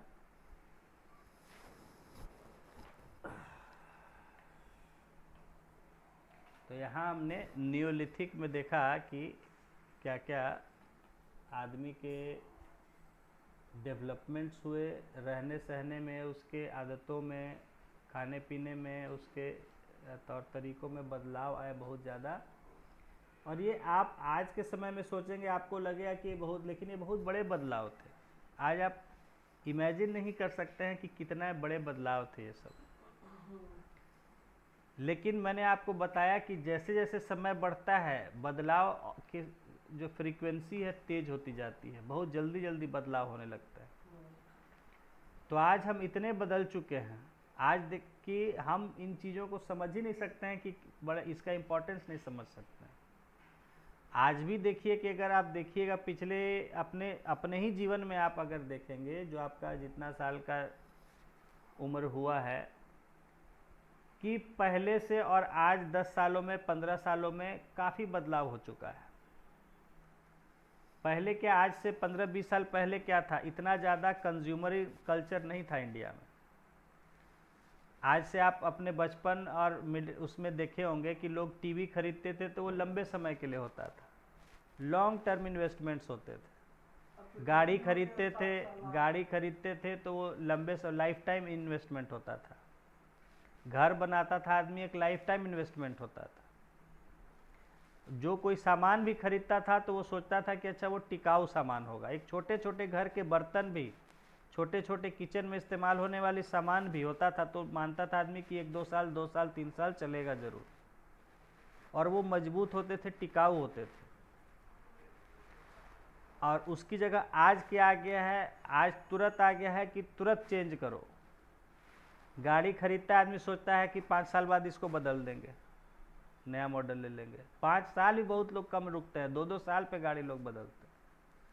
महंगी इस तरह की चीज़ें जो है, कपड़े हैं, ये सब है, इनमें भी क्या है, तेज़ी से बदलाव आ गया। साल 2 साल से ज़्यादा नहीं। पहले सोचता था आदमी कपड़ा है चलेगा, बहुत आप पहले के देखे होंगे कि बहुत पहले के उनके कपड़े हैं, और वो अपना आगे कभी मौका होता है निकालते हैं, पहनते। कई अब शादी हुआ, अपने शादी का सूट निकाल के लोग पहनते हैं कि भाई हमारी शादी का था, या इसका था, उसका था।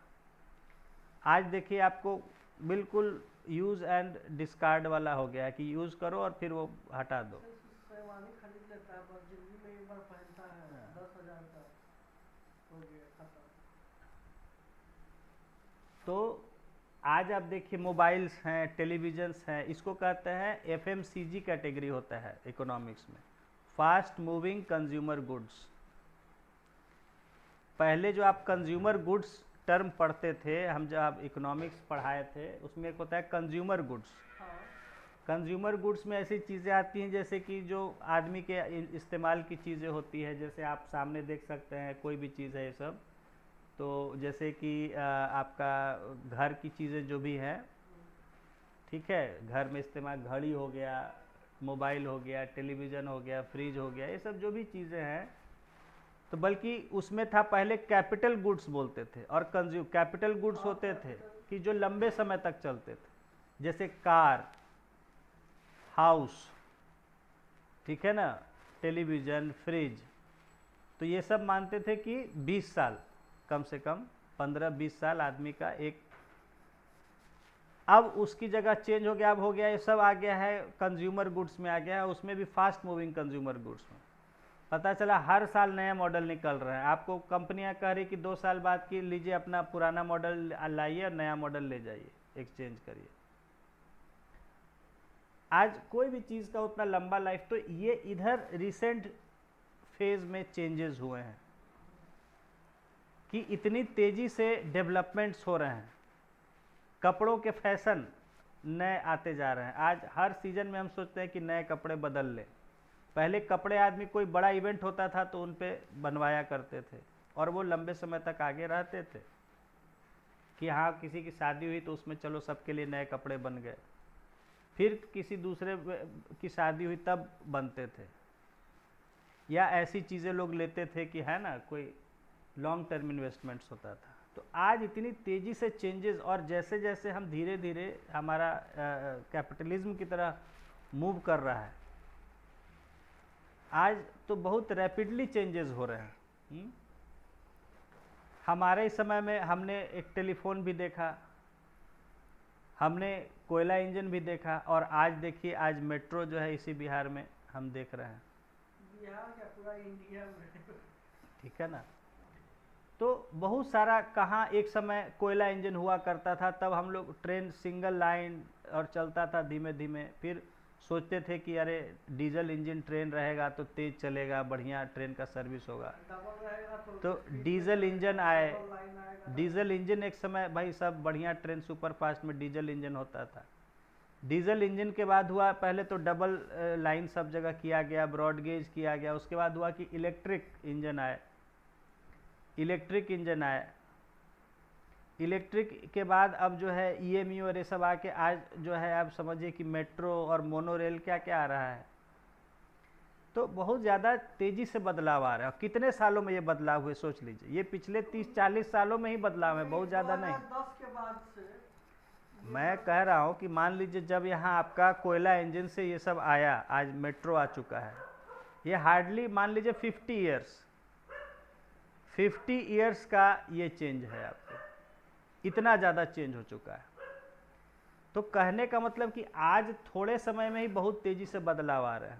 2010 के बाद से ज़्यादा बदलाव हुआ। हाँ, और पहले जो है, पहले बहुत धीमे धीमे बदलाव, तो पहले के बदलाव होने बहुत ज़्यादा समय लगता था।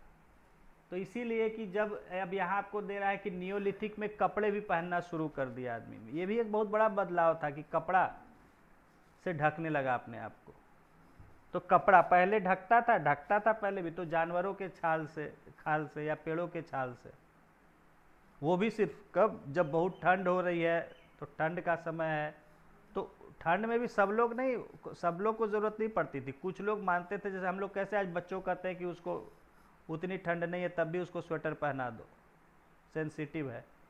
तो जो सेंसिटिव लोग होते थे वो सिर्फ अपने शरीरों को जानवरों के खाल वगैरह से ढकते थे। बहुत लोग ओपनली भी रहते थे बिना कोई कपड़ों के, बिना कोई प्रोटेक्शन। अब वहाँ से धीरे धीरे अब हो गया कि कपड़े का, एक कपड़ा पहनने का ही धीरे धीरे ढकने का रेगुलर आ गया।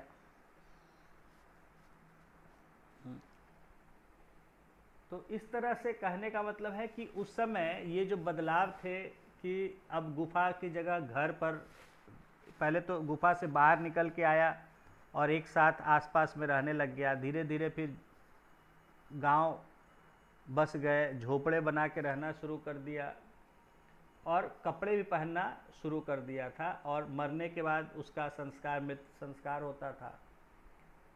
तो इस तरह ये चेंजेस जो है आपके नियोलिथिक पीरियड में आए मनुष्य के जीवन में। आगे क्या है? प्रारंभिक समय, एक बड़ा लेसन है, 5वां छठा ये सब बड़ा लेसन। शुरू कर देते हैं। हाँ, कुछ और 3-4 पेज भी हो जाएगा तो कम हो जाएगा कल के लिए।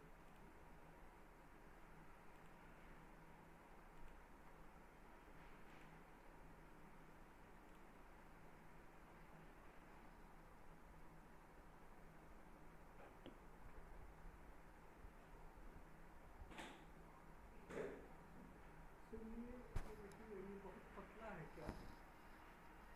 ये फट जाएगा क्या जल्दी?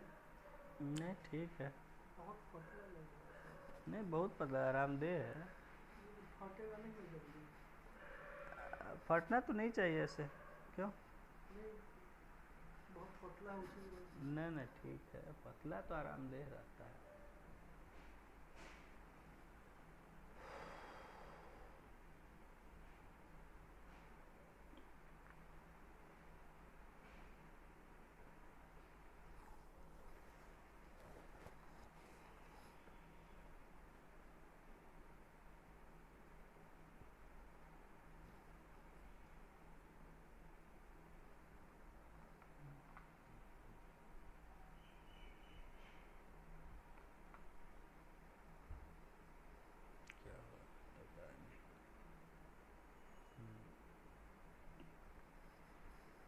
अब देखिए, नेक्स्ट हमारा अब लेसन शुरू होता है प्रारंभिक शहर, प्रथम नगरीकरण। अब तक हमने पढ़ा कि आदमी जो है वो गांव बसा के रहने लग गया था। अब इसमें भी काफ़ी लंबा समय है जब वो गांव धीरे धीरे कैसे शहरों की शुरुआत हुई, शहर बसने लग गए, अर्बनाइजेशन यानी नगरीकरण की प्रक्रिया कैसे शुरू हुई, इसको अब हम समझेंगे। अभी तक आपने पढ़ा कि आदमी अब गांव में रहने लगा था, अपना खेती बाड़ी करके वो एक जगह लंबे समय तक रहने लग गया था, झोपड़े वगैरह बना के। अब यहाँ एक फ़ोटो आपको दिया गया है जिसमें देख सकते हैं कि किसी गांव का चौपाल दिख रहा है, लोग बैठे हुए हैं, लग रहा है कि जैसे कोई बात विचार कर रहे हैं किसी मसले पर। तो यहाँ एक दिया गया है हमें, गांव के चौपाल में रहमान और राजीव। रहमान और राजीव गांव के चौपाल में बैठे हुए थे। गांव के लोग अपने देश के बारे में चर्चा कर रहे थे। एक ने कहा कि भारतीय संस्कृति काफ़ी पुरानी है। दूसरे ने कहा कि अंग्रेज़ों ने हमें सभ्य बनाया। इस पर तीसरे व्यक्ति ने दूसरे व्यक्ति के विचारों का जोरदार विरोध किया और कहा कि भारतीय सभ्यता दुनिया की प्राचीनतम सभ्यताओं में से एक है। अंग्रेज हमें क्या सभ्य बनाएंगे, हम तो सबसे पुराने पहले से सभ्य थे। रहमान और राजीव एक दूसरे से कहने लगे कि भारतीय संस्कृति और भारतीय सभ्यता का क्या मतलब होता है। तो ये दो लोग सुन रहे थे बातें, तो ये आपस में सोचने लग गए। कुछ लोग आपस में चर्चा कर रहे थे। एक बोले कि भाई हमारी सभ्यता जो है वो बहुत पुरानी है। तो दूसरा बोला कि अरे भाई हमें तो अंग्रेज़ों ने सभ्य बनाया। तो तीसरे ने उसका बहुत विरोध किया, बोला कि अरे हमारी सभ्यता सबसे पुरानी है, हमें अंग्रेज क्या विरोध सभ्य बनाएंगे। तो ये बातें बहस चल रही थी और रहमान और राजीव सुन रहे थे। वो सोचते हैं कि अरे ये सभ्यता क्या होता है, ये भारतीय सभ्यता कह रहे हैं, भारतीय संस्कृति कह रहे हैं कि सभ्यता सभ्यता मतलब हाँ, वे ऑफ लिविंग, सिविलाइजेशन, मतलब वे ऑफ लिविंग।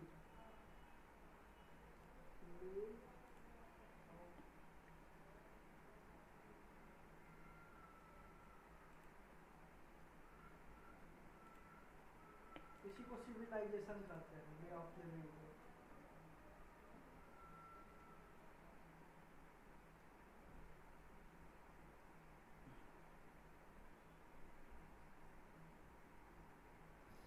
नेक्स्ट क्या है देखिए, यही है ना।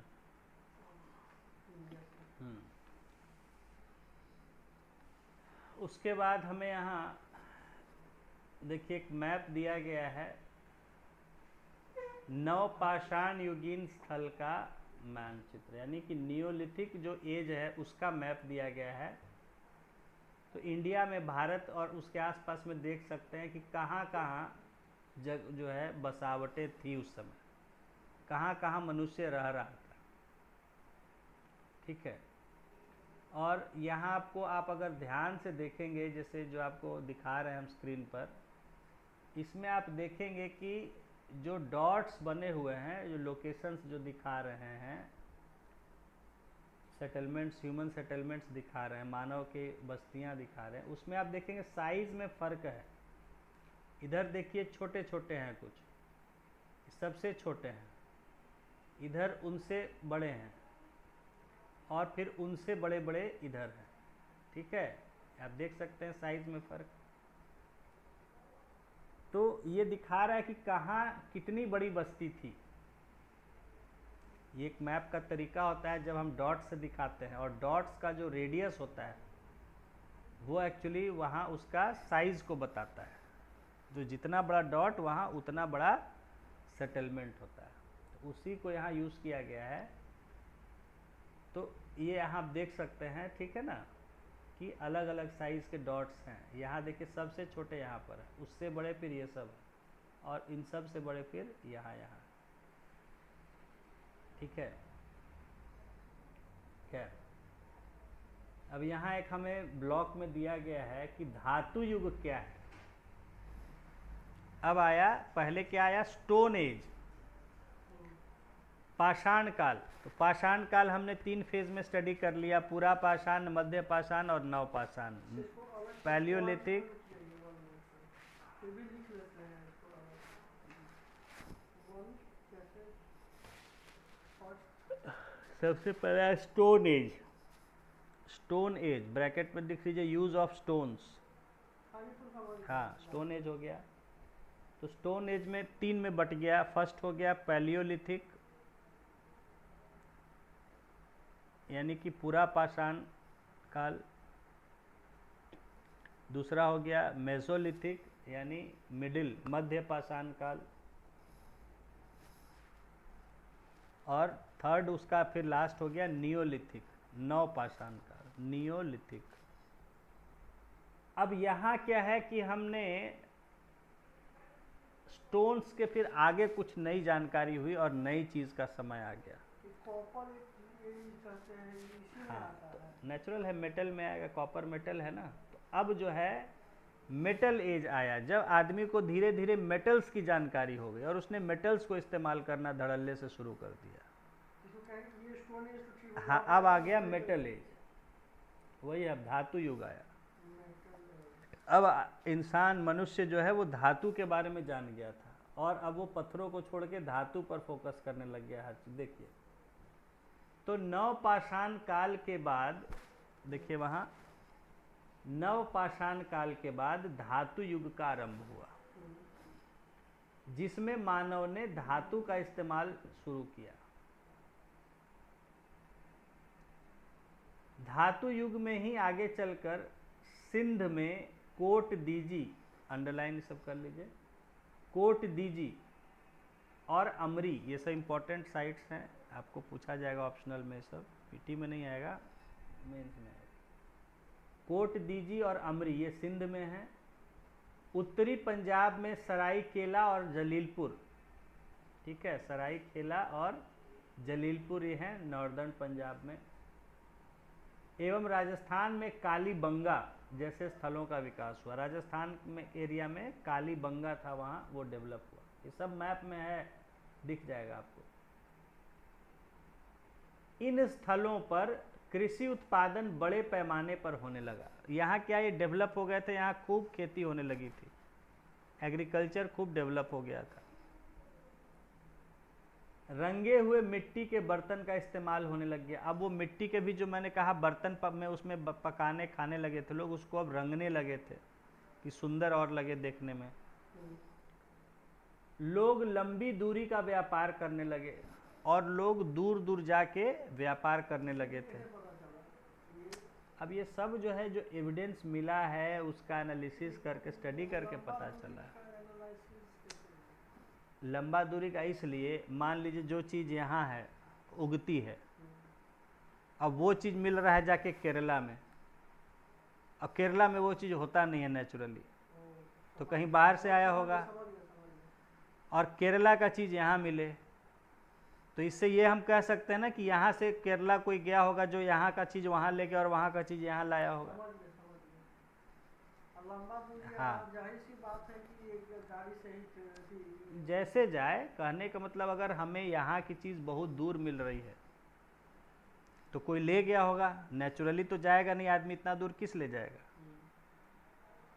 दूर जाने लगा था सिर्फ फायदे के लिए, व्यापार के लिए, आदमी तो व्यापार करने के लिए दूर जाता था। तो जब बहुत दूर मिला यहाँ का चीज़ और वहाँ का चीज़ यहाँ मिला, तो इससे हम, तो इस तरह से एनालिसिस होता है। तो लोग लंबी दूरी का व्यापार करने लगे और पक्की ईंट के बने घरों में रहने लगे।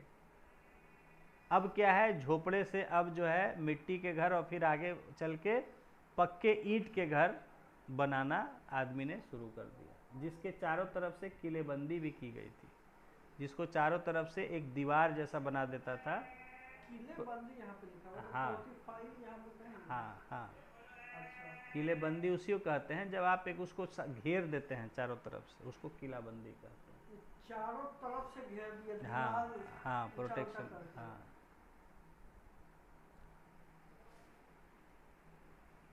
हम हम अपने भी अभी अपने समय में हम किसी का घर देखे हैं किलेबंदी जैसा, घर को किए हुए तो वैसा मतलब बाउंड्री डर होता ऊपर है। उठा दिया था काफी, हाँ एक फ्लोर तक, हाँ, घर से मैंने अलग हट के कहाँ, काफ़ी बड़ा बाउंड्री उस तरह का किया एक जाना फ्लोर है। बांध सकते हैं लोग। हाँ।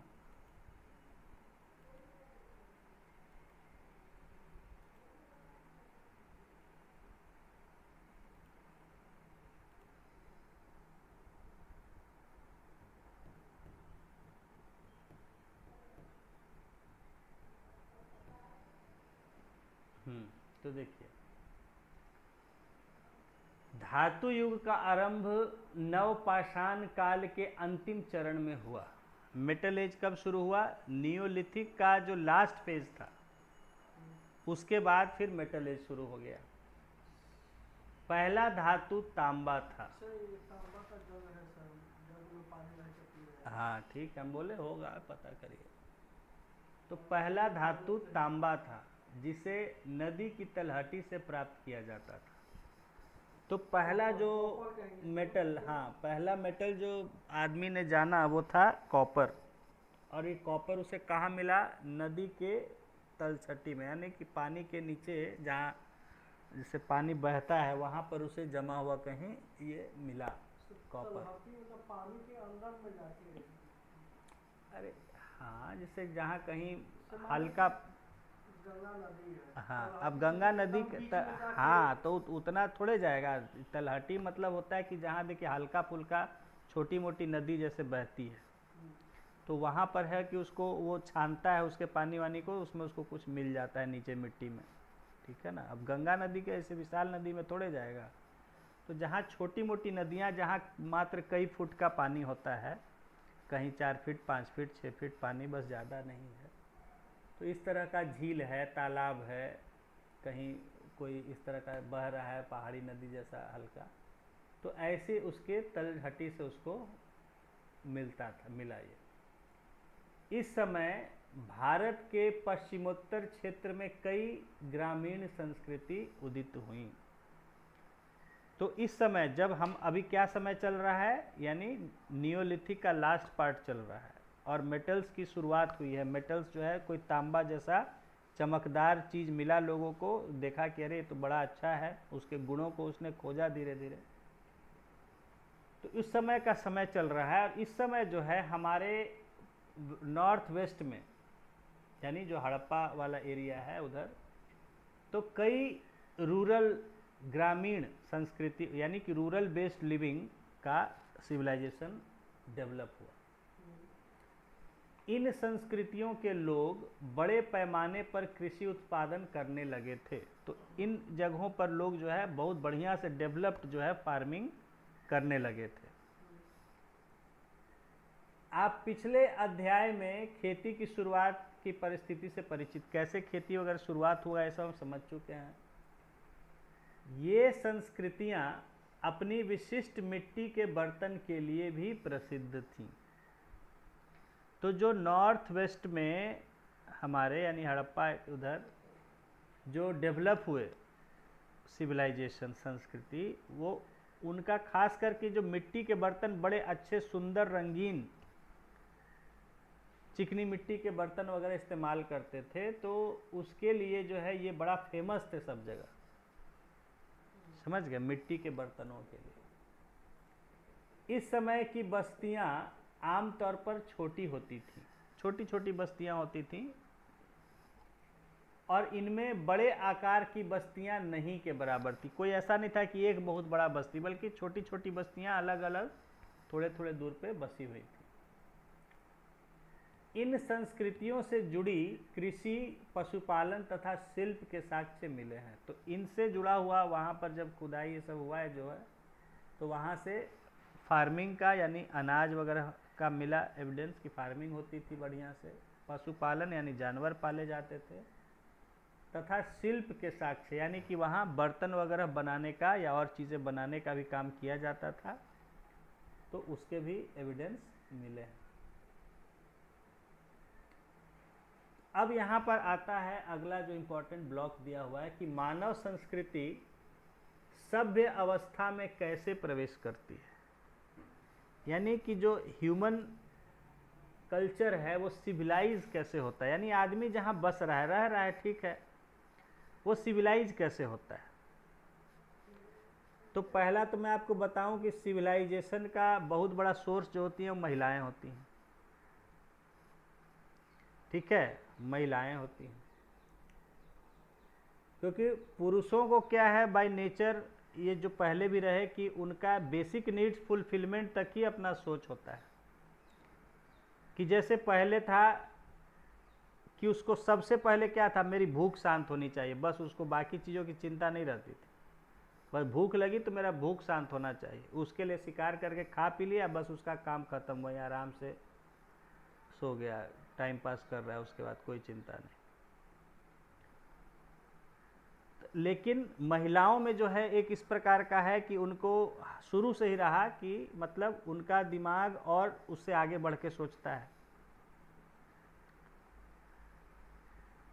तो कोई भी चीज़ इस्तेमाल कर रहे हैं तो हमको लगेगा, एक आदमी को लगेगा, मनुष्य को लगेगा, पुरुष को लगेगा कि हाँ भाई मैंने खा लूँ, बस मेरी भूख मिट जाए जल्दी से, ठीक है। लेकिन एक महिला होगी सोचेगी अच्छा इसको कैसे थोड़ा सा इस तरह से पका लें, थोड़ा ऐसा स्वाद आ जाए, थोड़ा वैसा स्वाद आ जाए।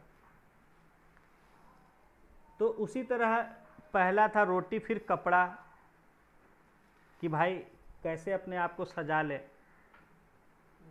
ठीक है। तो वहाँ से कपड़े की शुरुआत, फिर मकान, कि नहीं भाई हम रहें, थोड़ा सा आराम से रहें, आराम से रहें, अच्छे से रहें, रहने की जगह मेरा सजा हुआ हो। तो ये सब गुण हमेशा से महिलाओं में ज़्यादा रहा है, और यही मेरी समझ है कि यही कारण भी रहा सिविलाइजेशन का। अब बर्तन थे तो जैसे तैसे बर्तन में आदमी बना लेता होगा, खा लेता होगा, उसको सोची कि नहीं भाई थोड़ा बर्तन मेरा सुंदर हो, थोड़ा रंगीन हो, उसको रंग दिया जाए किसी तरह, थोड़ा गोल गोल दम गोल हो या चौकोर हो, बढ़िया बर्तन बने। तो रंग, अब यहाँ आप देख रहे हैं कि मिट्टी के बर्तन में खाता था, अब उसको हुआ कि भाई उसको रंग दो, थोड़ा सुंदर लगेगा। या पहले जैसे तैसे पका लेता था, खा लेता था, तो नहीं भाई हम अच्छे से उसको बर्तन में पकाएं, उसको बैठ के अच्छे से बर्तन में खाएं। तो यही सिविलाइजेशन का शुरुआत है। कपड़े पहन लें, कोई पर्व त्यौहार है तो उसमें कपड़े पहन लिया सुंदर, सब सज के गया, बाल बच्चों को सजा दिया, घर को सजा दिया धीरे धीरे। अब हर चीज़ देखिए क्या है, पहले जैसे तैसे आदमी, अब है कि नहीं सुंदर बर्तन हो, सुंदर सुंदर सामान रखने का जगह सुंदर से बना हुआ हो, हर चीज़ में एक जो नफासत होती है वो, तो वो होता है कि भाई महिलाओं में गुण। और उसी तरह मुझे लगता है कि हाँ, तो पुरुषों में कहिए कि हाँ शर्ट खरीदना, हाँ ये शर्ट ठीक लग रहा है, हाँ चलो ले लेते हैं। अब महिलाओं को हाँ ये कलर, अरे और कोई कलर है क्या, अच्छा और कोई डिज़ाइन है क्या। तो हमेशा ये सोच होती है, और उसी के कारण सिविलाइजेशन का डेवलपमेंट होता है। भाई जितना डिमांड होगा उतना ही चीज़ आएगा, उधर से बनेगा।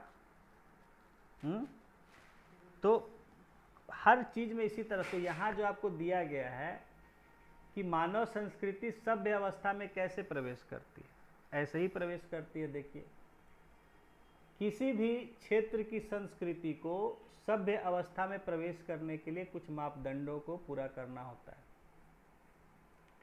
कि भाई कब किसी को सिविलाइज्ड हम कहेंगे। तो ऐसे एक जनरल इन्होंने हिस्ट्री में दिया है कि किसी भी कल्चर को सिविलाइज्ड कहने के लिए क्या है बेसिक रिक्वायरमेंट्स। हाँ हाँ, क्राइटेरिया, मापदंड क्राइटेरिया। हाँ, जैसे कि वह क्षेत्र शहर में तब्दील हो गया हो, कि वहाँ शहर बसे हों, लेखन कला, लिखने की कला वहाँ डेवलप हो गई हो, शहरी आबादी के पालन पोषण के लिए ग्रामीण क्षेत्रों से चीज़ें की, जरूरी चीज़ों की पूर्ति होती हो। कि जो शहरी क्षेत्र में है बेसिक जो प्रोडक्शन है वो गांव के क्षेत्र में होता है, शहर में जो है वो कुछ स्पेसिफिक चीज़ों का प्रोडक्शन होता है। लेकिन उसकी जो बेसिक, जैसे आज भी देखिए पटना है, अब पटना में हम रह रहे हैं, लेकिन हम अनाज और ये सब जो बेसिक ज़रूरतें खाने पीने की, वो उसके लिए पटना से नहीं, बाहर से आता है सब्जी, फल सब्जी, क्योंकि यहाँ खेत उतने हैं नहीं। यहाँ तो शहर बस गया, खेत कहाँ है यहाँ? तो खेत तो बाहर हैं, जहाँ तो दूर जगहों से। हाँ, तो जो भी हमारे खाने पीने की या बेसिक ज़रूरतें हैं, वो सब बाहर से आता है, गांव के क्षेत्र से आता है, आसपास का गांव हो जहाँ भी हो। तो वही कहा जा रहा है कि शहरी आबादी के पालन पोषण के लिए जो ज़रूरी चीज़ों का सप्लाई वो रूरल एरिया से, ग्रामीण जगहों से होता है। लंबी दूरी का व्यापार होता हो, साथ ही साथ वहाँ के लोग लंबी दूरी, अब ये कोई फिक्स्ड नहीं है, ठीक है ना, ये सब समय समय के हिसाब से चेंज, लेकिन एक जनरल आपको आइडिया के लिए दिया गया है। कारीगरी डेवलप्ड हो, यानी क्राफ्ट्स डेवलप हो, सामान बनाते हो लोग वहाँ के तरह तरह का, कलाकारी तथा विज्ञान आदि का विकास हो गया है ना, साइंस डेवलप हो गया हो, क्राफ्ट्स डेवलप हो गया हो। तो हड़प्पा संस्कृति इन सभी मानदंडों को पूरा करती थी। हड़प्पा का जो कल्चर था वो ये सब क्राइटेरिया को फुलफिल करता था। नवपाषाण युग के बाद विश्व के कई हिस्सों में मानवीय संस्कृति ने सभ्यावस्था में प्रवेश किया। तो कह रहा है कि नियोलिथिक के बाद दुनिया में कई जगहों पर कल्चर थे जो कि अब सिविलाइज्ड स्टेज में आ गए थे। जैसे भारत में हड़प्पा कल्चर था। इराक में मेसोपोटामिया था, एक बड़ा फेमस दुनिया का मेसोपोटामियन कल्चर सिविलाइजेशन। मिस्र की सभ्यता, इजिप्शियन सिविलाइजेशन, और चीन की सांग सभ्यता, और चीन का जो है पुराना सांग सिविलाइजेशन था। तो ये सब जो उस समय दुनिया के कुछ मशहूर थे जो सभ्य हो गए थे संस्कृतियाँ, यानी आदमी तो बहुत जगह रह रहे थे लेकिन उतनी सभ्यता से नहीं रह रहे थे। पाकिस्तान के बगल में पहले ईरान है कि इराक है? पहले इराक है। पहले इराक है, इराक ही है, उसके बाद ईरान है। अब ये देखना, एक देख लीजिएगा, अब हम भी कर, बहुत दिन हो गया वो सब मैप अब उधर का देखे नहीं हैं। इराक, ईरान नहीं, ईरान है पहले, फिर इराक है, उसके बाद उधर सऊदी अरब वगैरह। खैर, तो ये जो है आपने देखा, अंडरलाइन कर लीजिए कि उस समय का जो ये सब कंटेम्प्रेरी एक ही समय का है। भारत में हड़प्पा, इराक का मेसोपोटामिया, और इजिप्शियन, मिस्र का, और चाइनीज सिविलाइजेशन, ये सब एक ही लगभग समय का है। तो अब देखिए क्या होता है संस्कृति समाज में, क्या होता है। देखिए संस्कृति समाज में,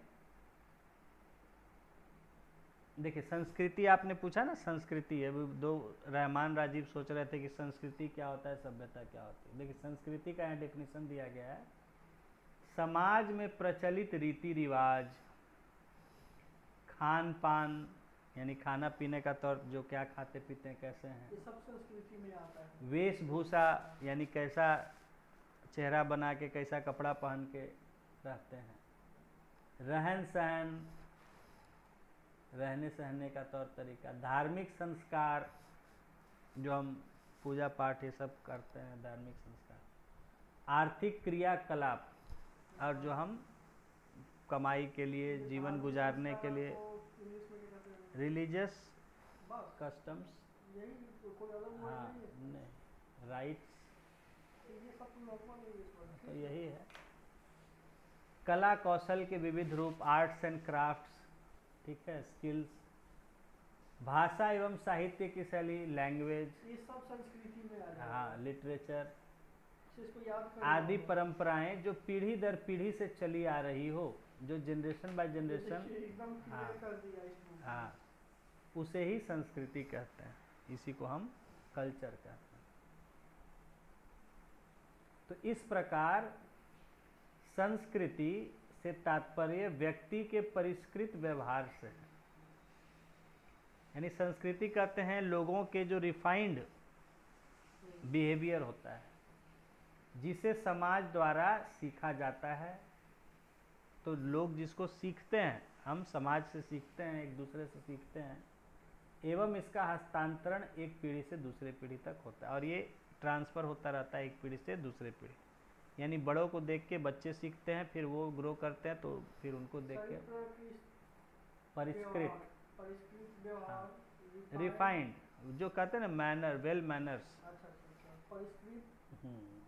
मैनर्स, परिष्कृत व्यवहार, गुड बिहेवियर, रिफाइंड बिहेवियर, यही गुड और रिफाइंड। हाँ।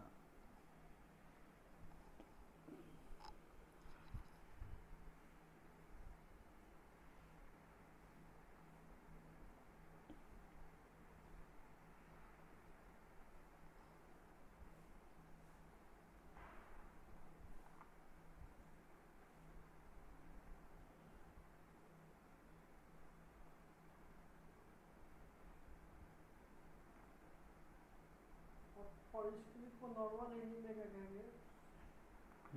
नॉर्मल हिंदी में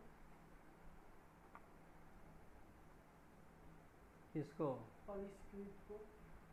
अच्छा, बस परिष्कृत को, हाँ, अच्छा, अच्छा, हाँ, अच्छा।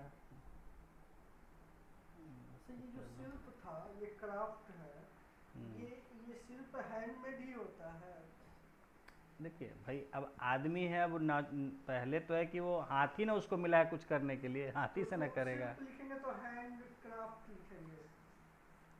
शिल्प जो है, देखिए शिल्प क्या है कि अब शिल्प में जो है ना बहुत तरह की चीज़ें आती हैं, ठीक है, लेकिन अब वो है कि अब आजकल जो है हाथ से बने हुए सामान, हैंडीक्राफ्ट्स में जो होता है ना कि कुछ इस तरह का जो हाथ से बनाया गया हो, ठीक है, तो सिर्फ क्राफ्ट कहना ठीक होगा, ऐसे तो सब काम मोस्टली तो हाथ ही से होता है। जो होममेड होता है उसको हैंडक्राफ्ट कर देते हैं। नहीं नहीं, होममेड की बात नहीं है, जैसे अब इसको अभी क्लियर करना बड़ा मुश्किल है, आप उस क्या, लेकिन आप क्लियर क्या करना चाह रहे हैं? ये शिल्प जो होता है इसको, हाँ, मतलब कि जो क्राफ्ट करते हैं उसको हैंड क्राफ्ट करते हैं। जैसे शिल्प है ना, उसमें और भी जैसे मूर्ति बनाना, तो पेंटिंग करना, ये सब आ जाता है, लेकिन वो हैंडीक्राफ्ट उसको नहीं करते। हैंडीक्राफ्ट में जो चीज़ें कुछ बनाया गया हो उन्हीं चीज़ों को लेते हैं, कि लकड़ी से कुछ गुड़िया बनाया, कुछ कपड़े का गुड़िया बनाया, माने बनाए गई चीज़, उसको ही हम हैंडीक्राफ्ट में लेते हैं। हाथ से बनाना, हाँ, हाथ से बनाया। ये ऐसे क्राफ्ट में तो बहुत कुछ आता है। हाँ, बहुत कुछ आता है, कहीं पेंटिंग किया, कहीं कुछ स्कल्पचर कर दिया। हिंदी में, नॉर्मल हिंदी में क्या कहेंगे? हस्तशिल्प, हाँ, क्राफ्ट शिल्प को नॉर्मल हिंदी में हाथ की कारीगरी, हैंडीक्राफ्ट हो गई हाथ की कारीगरी। यहाँ पे सिर्फ क्राफ्ट है ना, तो उसीलिए तो बोले क्राफ्ट से, तो उसमें हम हैंड कहाँ आपको बोल रहे हैं? शिल्प मतलब कारीगरी, केवल हाँ, केवल कारीगरी। हाँ,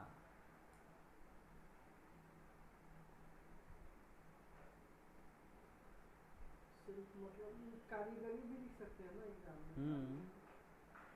कारीगरी होगा,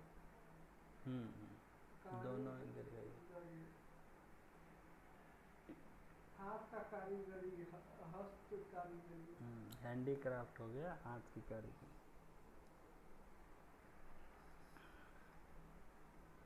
एकदम शुद्ध वर्ड है शिल्प, नॉर्मल वर्ड है कारीगरी।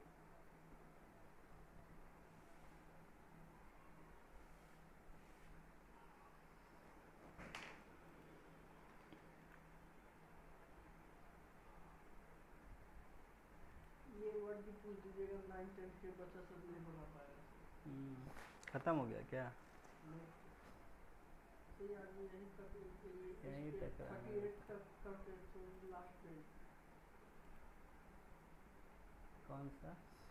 38 पेज नंबर है। अच्छा, आगे और हाँ, यही है, यही हाँ, यही है, यही है।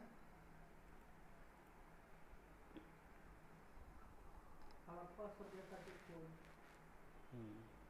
चलिए, तो यही सब तो चला। अब हम जो है आते हैं, जो पहला हमने देखा कि सभ्यता डेवलप हुई उस समय जिसमें भारत में हमारे नॉर्थ वेस्ट पश्चिमोत्तर क्षेत्र में जो है राजस्थान और उसके आसपास के एरिया में डेवलप हुआ, उसको हम कहते हैं हड़प्पा सभ्यता।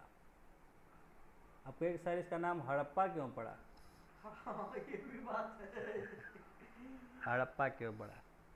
हड़प्पा इसका नाम पड़ा, इसको जो खोजने वाले थे उनका नाम था हड़प।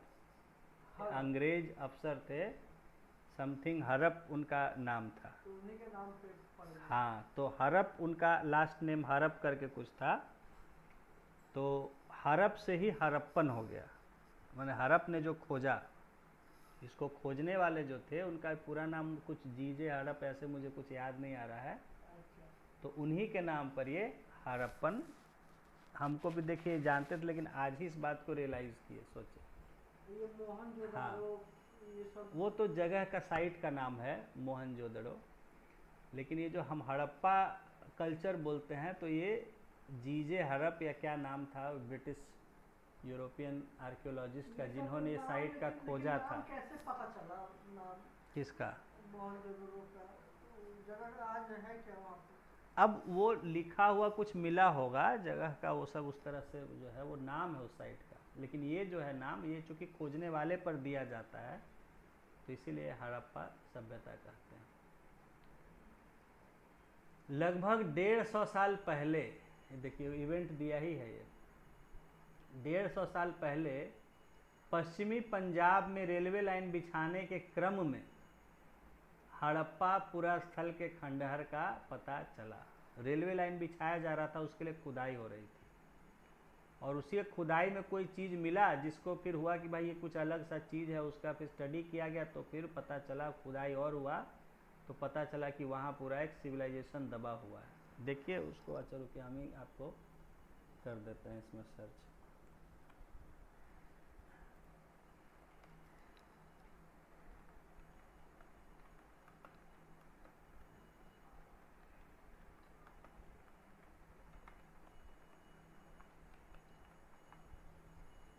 देखिए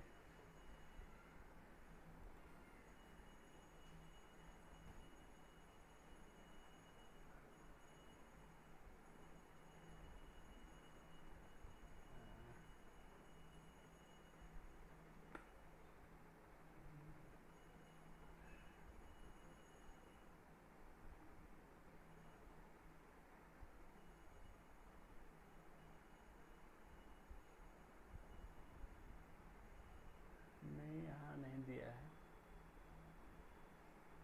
पता नहीं हमको।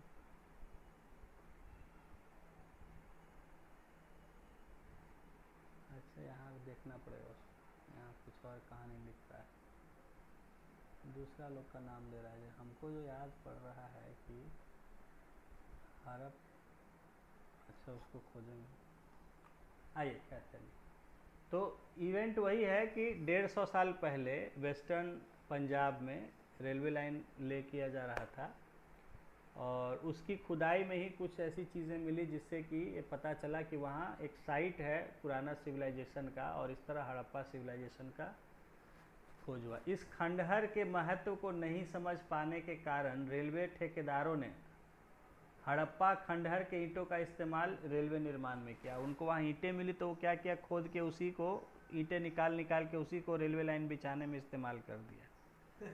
देखा कि ईंट बना बनाया मिल रहा है, क्या मतलब है, क्या है, नहीं है। इस अज्ञानता के कारण हड़प्पा की कई इमारतें नष्ट हो गई।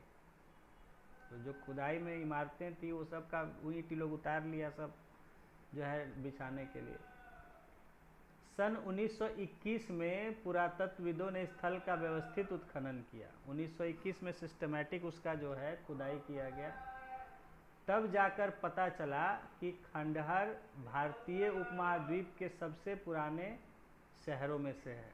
तो ये जो खंडहर रूइंस थे, ये हमारे सब कॉन्टिनेंट के सबसे ओल्डेस्ट ये रूइंस थे। इसके बाद पुरातत्वविदों ने अनेक नगरों का पता लगाया, जिनमें मोहनजोदड़ो, कालीबंगा, बनावली, लोथल और धौलावीरा प्रमुख है। तो जो और टाउन्स जो डिस्कवर हुए उस समय के साइट्स, तो मोहनजोदड़ो, कालीबंगा, बनावली, लोथल और धौलावीरा, ये सब इम्पोर्टेंट साइट्स हैं। ठीक है, तो इनको आप मैप पर देखिएगा ध्यान से।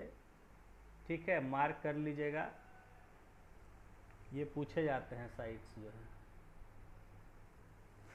पुराविदों ने लगभग 2800 हड़प्पा स्थल का पता लगाया है। टोटल 2800 साइट्स मिले हैं छोटे बड़े, उसी एरिया में है सब। ये देखिए मैप देख रहे हैं ना, इसी में छोटे बड़े छोटे बड़े, हाँ लगभग ज़्यादातर उसी साइड चला गया, थोड़ा बहुत ही रहा इंडिया पार्ट में। चूंकि हड़प्पा नगर की खोज सबसे पहले हुई थी, इसलिए उपमहाद्वीप में हड़प्पा के सभी शहरों को हड़प्पा सभ्यता के शहर के नाम से सबसे पहले ये मिला था, इसलिए इन्हीं के नाम पे सब साइट्स को हड़प्पा कल्चर का साइट्स कहते हैं। इन सभी स्थलों से पुरातत्वविदों को अनेक महत्वपूर्ण वस्तुएं मिली हैं। इन सभी जगहों से कुछ इम्पोर्टेंट चीज़ें मिली, जैसे मुहरें हैं, सील्स, मुहर, हाँ मुहर उसको बोलते हैं। मुहरें, मनके, बीड्स, मनके जो होते हैं ना गोल माला में बांधते हैं गोल गोल, मनके बोलते हैं। माप तौल के बाट है ना, वेट्स जो बाट होते हैं। कांसे के बने उपकरण है ना, ब्रॉन्ज टूल्स, कांसा का बना हुआ टूल्स मिला खुदाई का पुराना। मिट्टी के बने बर्तन जिन पर काले रंग के चित्र बने थे। ठीक है, ब्लैक पेंटेड वेसल्स।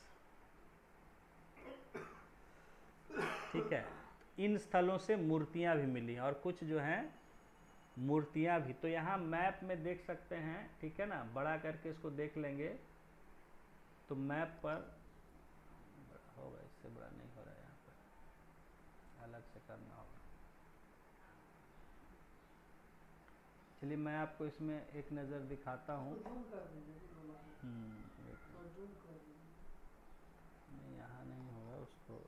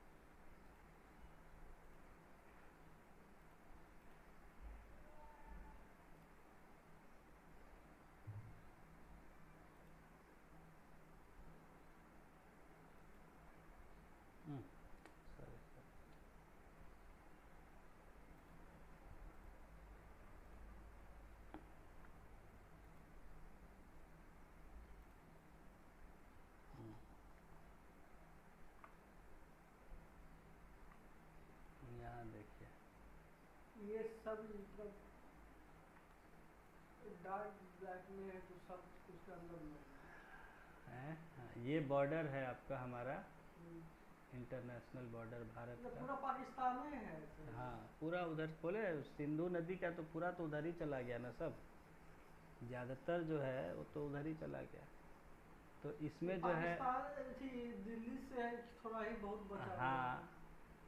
तो ये देखिए कि आपका यहाँ तक है कुछ, ये सब देखिए, जो छोटा छोटा ये सब देख रहे हैं, सब एक एक साइट्स दिख रहा है, समझ गए। ये जो छोटे छोटे डॉट्स दिख रहे हैं, अभी देख कितने यहाँ पर कितने सारे डॉट्स, कितना खुदाई किया होगा सब। ठीक है ना। हाँ तो बहुत बड़ा एरिया खुदाई किया गया है, तो ये मिला देखिए पूरा जो है ये सब डॉट डॉट डॉट, इसलिए आपको दिखा है कि 2800 जो दिखा रहा है, तो ये सब जो है छोटे छोटे छोटे छोटे छोटे, सबका नाम भी नहीं दिया है, सिर्फ जो कुछ ठीक ठाक बड़े हैं साइट्स उनका नाम ही दिया गया है।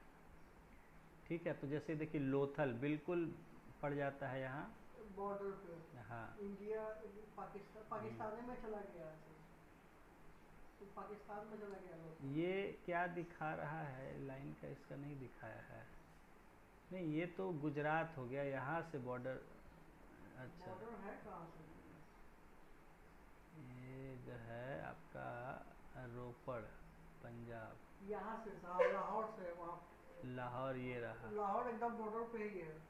हाँ, तो वही कह कि गुजरात तो हड़प्पा ऐसे भी जा चला रहा गया है। वहाँ पे। ये हड़प्पा ये भी। पता नहीं क्या दिखा रहा है डॉटेड लाइन से, यहाँ कुछ बताया नहीं है डॉटेड लाइन से क्या है ये।